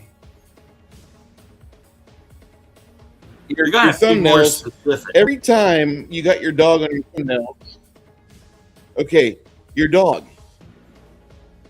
Are you feeding over the course of the past 2 weeks? Your dog has gained 20 pounds because you're today's fucking video. That is a good question. Dog in the thumbnail. Of course I have. That's a great question. It has been asked numerous times. And the response, as far as it has been worked out, is this. The Hyperborean mountain bear killer dog, they get really big. They start out pretty small, but they get really big. And since the video that shows me paying those Eskimos 30 silver coins for a puppy, that's, or not the video, the picture, Yeah. right? That's picture one, chronologically. So you can tell whereabouts I am on my journey through Hyperborea by looking at the size of the dog. When he's like about the size of a freaking moose, that's later on. But when he's a little puppy and I've got him like tucked in, or I'm cooking a fire and I'm feeding him and he's a little puppy, well, that's in the past. Well, the In dog the now of Hyperborea, he's a big dog. in today's video, it looks like he should be hanging out with Hungar when Hungar is cooking for the ladies. He's got the Allosaurus over the spit. That dog looks like he needs to have like half that dinosaur. Well, did you look really close at the picture where I'm hugging the dog? No, I haven't looked at that. There's a one. picture where I'm hugging him around his neck, and he looks really happy, and he's big. He's not as big as he gets, but he's big, right? If you look on the ground in front of the dog, there's a dead rabbit. Okay. I'm hugging the dog because it went out and killed a rabbit for us. All right. Because I had no food. There's another one where I'm fishing and the dog is trying to help keep me from getting pulled into the ocean. And if you look at the second video, or the second picture that comes out, Bear and I are sitting in front of a big campfire eating strips of like a big pike, like a 6 foot long pike, right? So every picture that Cold Iron has created, including the ones with my wife in them, they all fall within a specific chronological place in Hyperborea. So, like the one where me and the dog are stealing all of the jewelry out of the box and my wife is sleeping in the bed. Because apparently that's how I met her in Hyperborea. I robbed her. That's a pretty early on one. But then later, when we're traveling together, that's a later one. You see what I mean? There's currently something like 40 of these pictures that have been made. Around 40. And I have set them all up on my channel, or not on my channel, on my computer. I have set them all up in chronological order. And at some point, the plan is to make a slideshow. Okay. When I get it all completely how I want it, to make a slideshow that people can click on and see.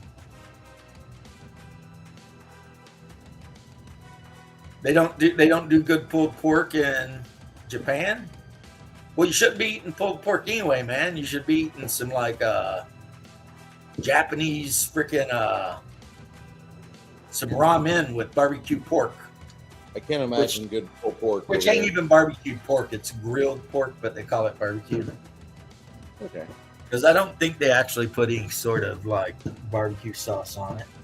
James, are you a big fan of the fireworks? I hear them going off over there. I am indifferent to the fireworks. I love what they stand for, though. Yes.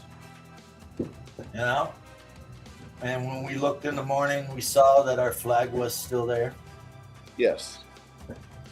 You know what was holding the flag up when they actually went into the fort? Grit? No. What was it? Corpses. Look Horses? this up. Corpses. Corpses? I believe it. Every time the flag fell, men ran out to pick it up and hold it. And over the course of the night, so many men died doing that. They piled up around it. Literally held up by the weight of their bodies, piled up around it. See, people who aren't proud of America are just mentally freaking deficient. They're damaged.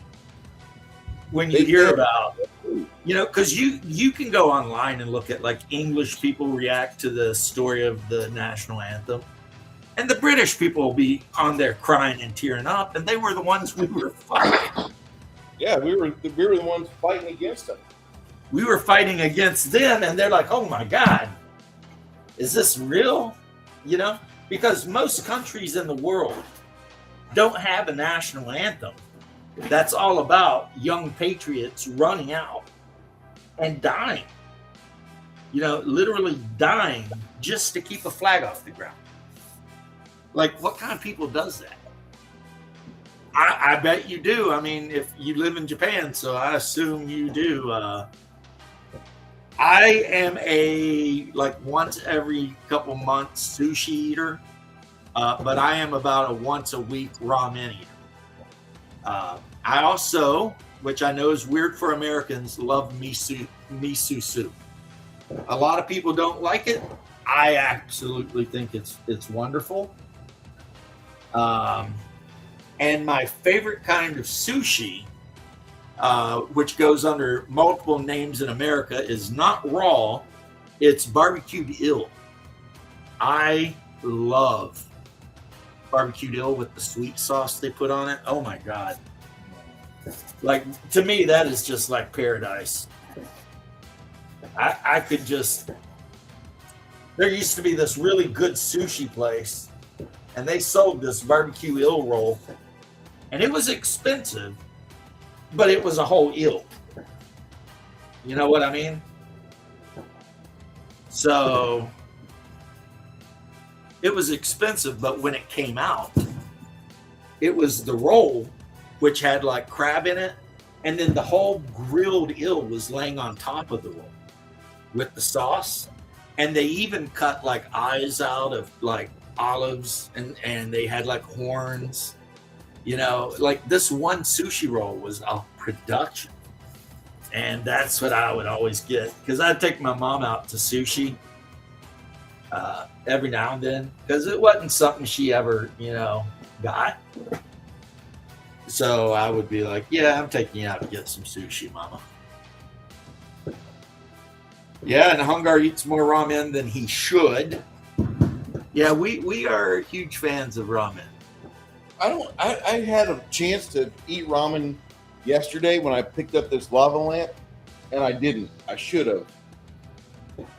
Well, I mean, there's afraid- ramen, which is the shitty kind in the square pack, and then there's better ramen, which is the round kind in the pack, and then there's going to an actual restaurant and getting real ramen. I was at Famous Wok. Did all three of those things. How do you rate Famous Wok? What is Famous Wok? It's a chain of Chinese or Oriental themed restaurants around here. Yeah, they They don't have- exist here, so I can't rate them. Okay. It's Never a even heard ramen noodle supplier. They give you round noodles if you want them on your beef and broccoli. Well, some people like the ramen with like what's it called? Edamame noodles or something. Yeah, uni gayaki. Over here they call it dragon roll, but yeah, uni is I believe is uni, and I don't know what it is, but it turns out I'm a huge fan of greasy eel. So when people talk shit about my distant ancestors in Germania and Britain raising and eating eels, I can't say much because I'm sitting here thinking, I might like that, I've never had like a European style cooked eel. But I do know during the medieval ages, the nobles would literally have ponds dug specifically so they could raise eels. Because that's how big eels were. You know what I mean? These boys wanted their eel. They weren't even messing around with it, right? And yeah. Nowadays, because of how much eel Japan eats, they find themselves having to import eel from America. Yeah, soba's buckwheat. Udon is wheat. Yeah. Yeah, they have udon noodles at Famous Wok. If you like Right. udon noodles, I like the fried rice. The fried rice is my friend. See, I don't eat fried rice. Kind of. The dish I almost always order is made with very thin rice noodles, though. Curry. So it's basically vegetables and meat in very, very thin rice noodles, and then it's yellow curry and tossed with eggs and everything. And that I think most Chinese restaurants down here call it Singapore chow mein foon. And of course, I tell them to serve mine hot. I'm always like, because they want to know how you want it, and I'm like, I want it hot. That's how I want it. Put some spice in that bitch. We're eating curry, man. I mean, I don't want so much that I can't eat it, but I want to taste it. So I made the other day. I made vindaloo. I had a bunch of pork stew meat laying about. So I cooked myself up vindaloo, but because I've been trying to avoid eating just rice, I ate it with chickpeas. And it was amazing. It was absolutely amazing. Another trick, if you're diabetic, is cook the rice, put it in the refrigerator, leave it all night in the fridge, cover it up, and then the next day, reheat and eat it. Something about letting the rice age a day or so makes it where it's much less likely to cause the blood spike, the sugar spike.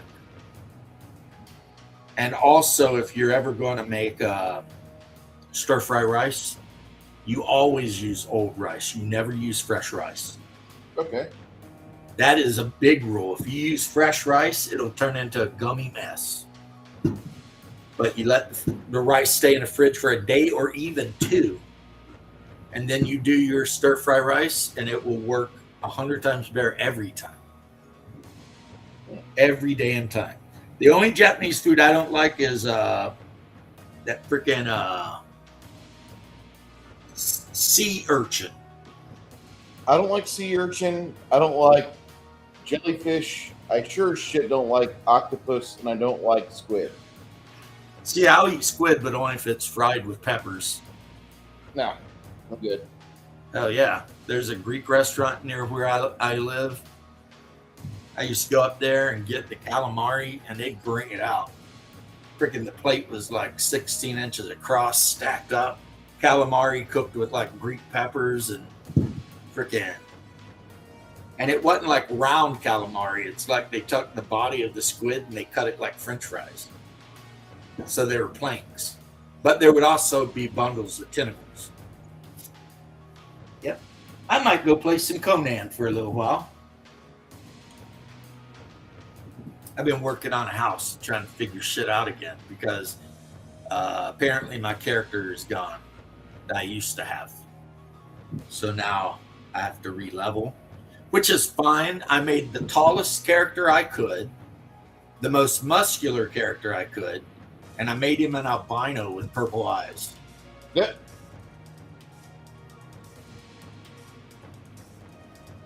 Huh? That sounds great. Well, that's what Hyperboreans look like.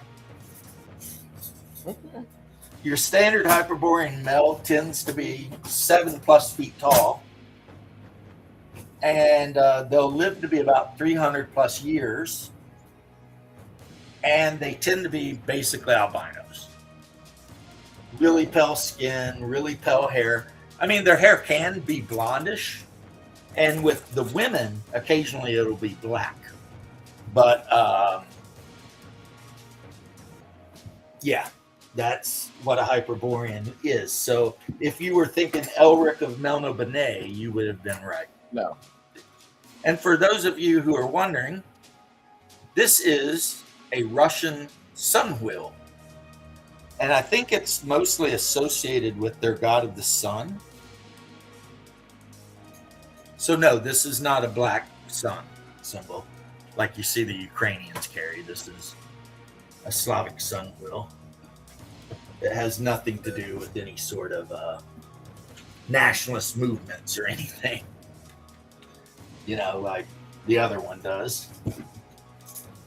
But yeah, Vikings apparently like to carry these a lot too, which makes sense since the Rus are just Vikings that got lost and decided to stay in Russia. Well, they didn't get lost, but you know, they were like, this is a nice area. I think I'll have it. And that's kind of how it worked. But yeah, I'm gonna bid you guys an adieu and go see if my wife's sleeping or what's going on with her. I will Have a catch you guys. great day, dude. I'll talk to you Oh, soon.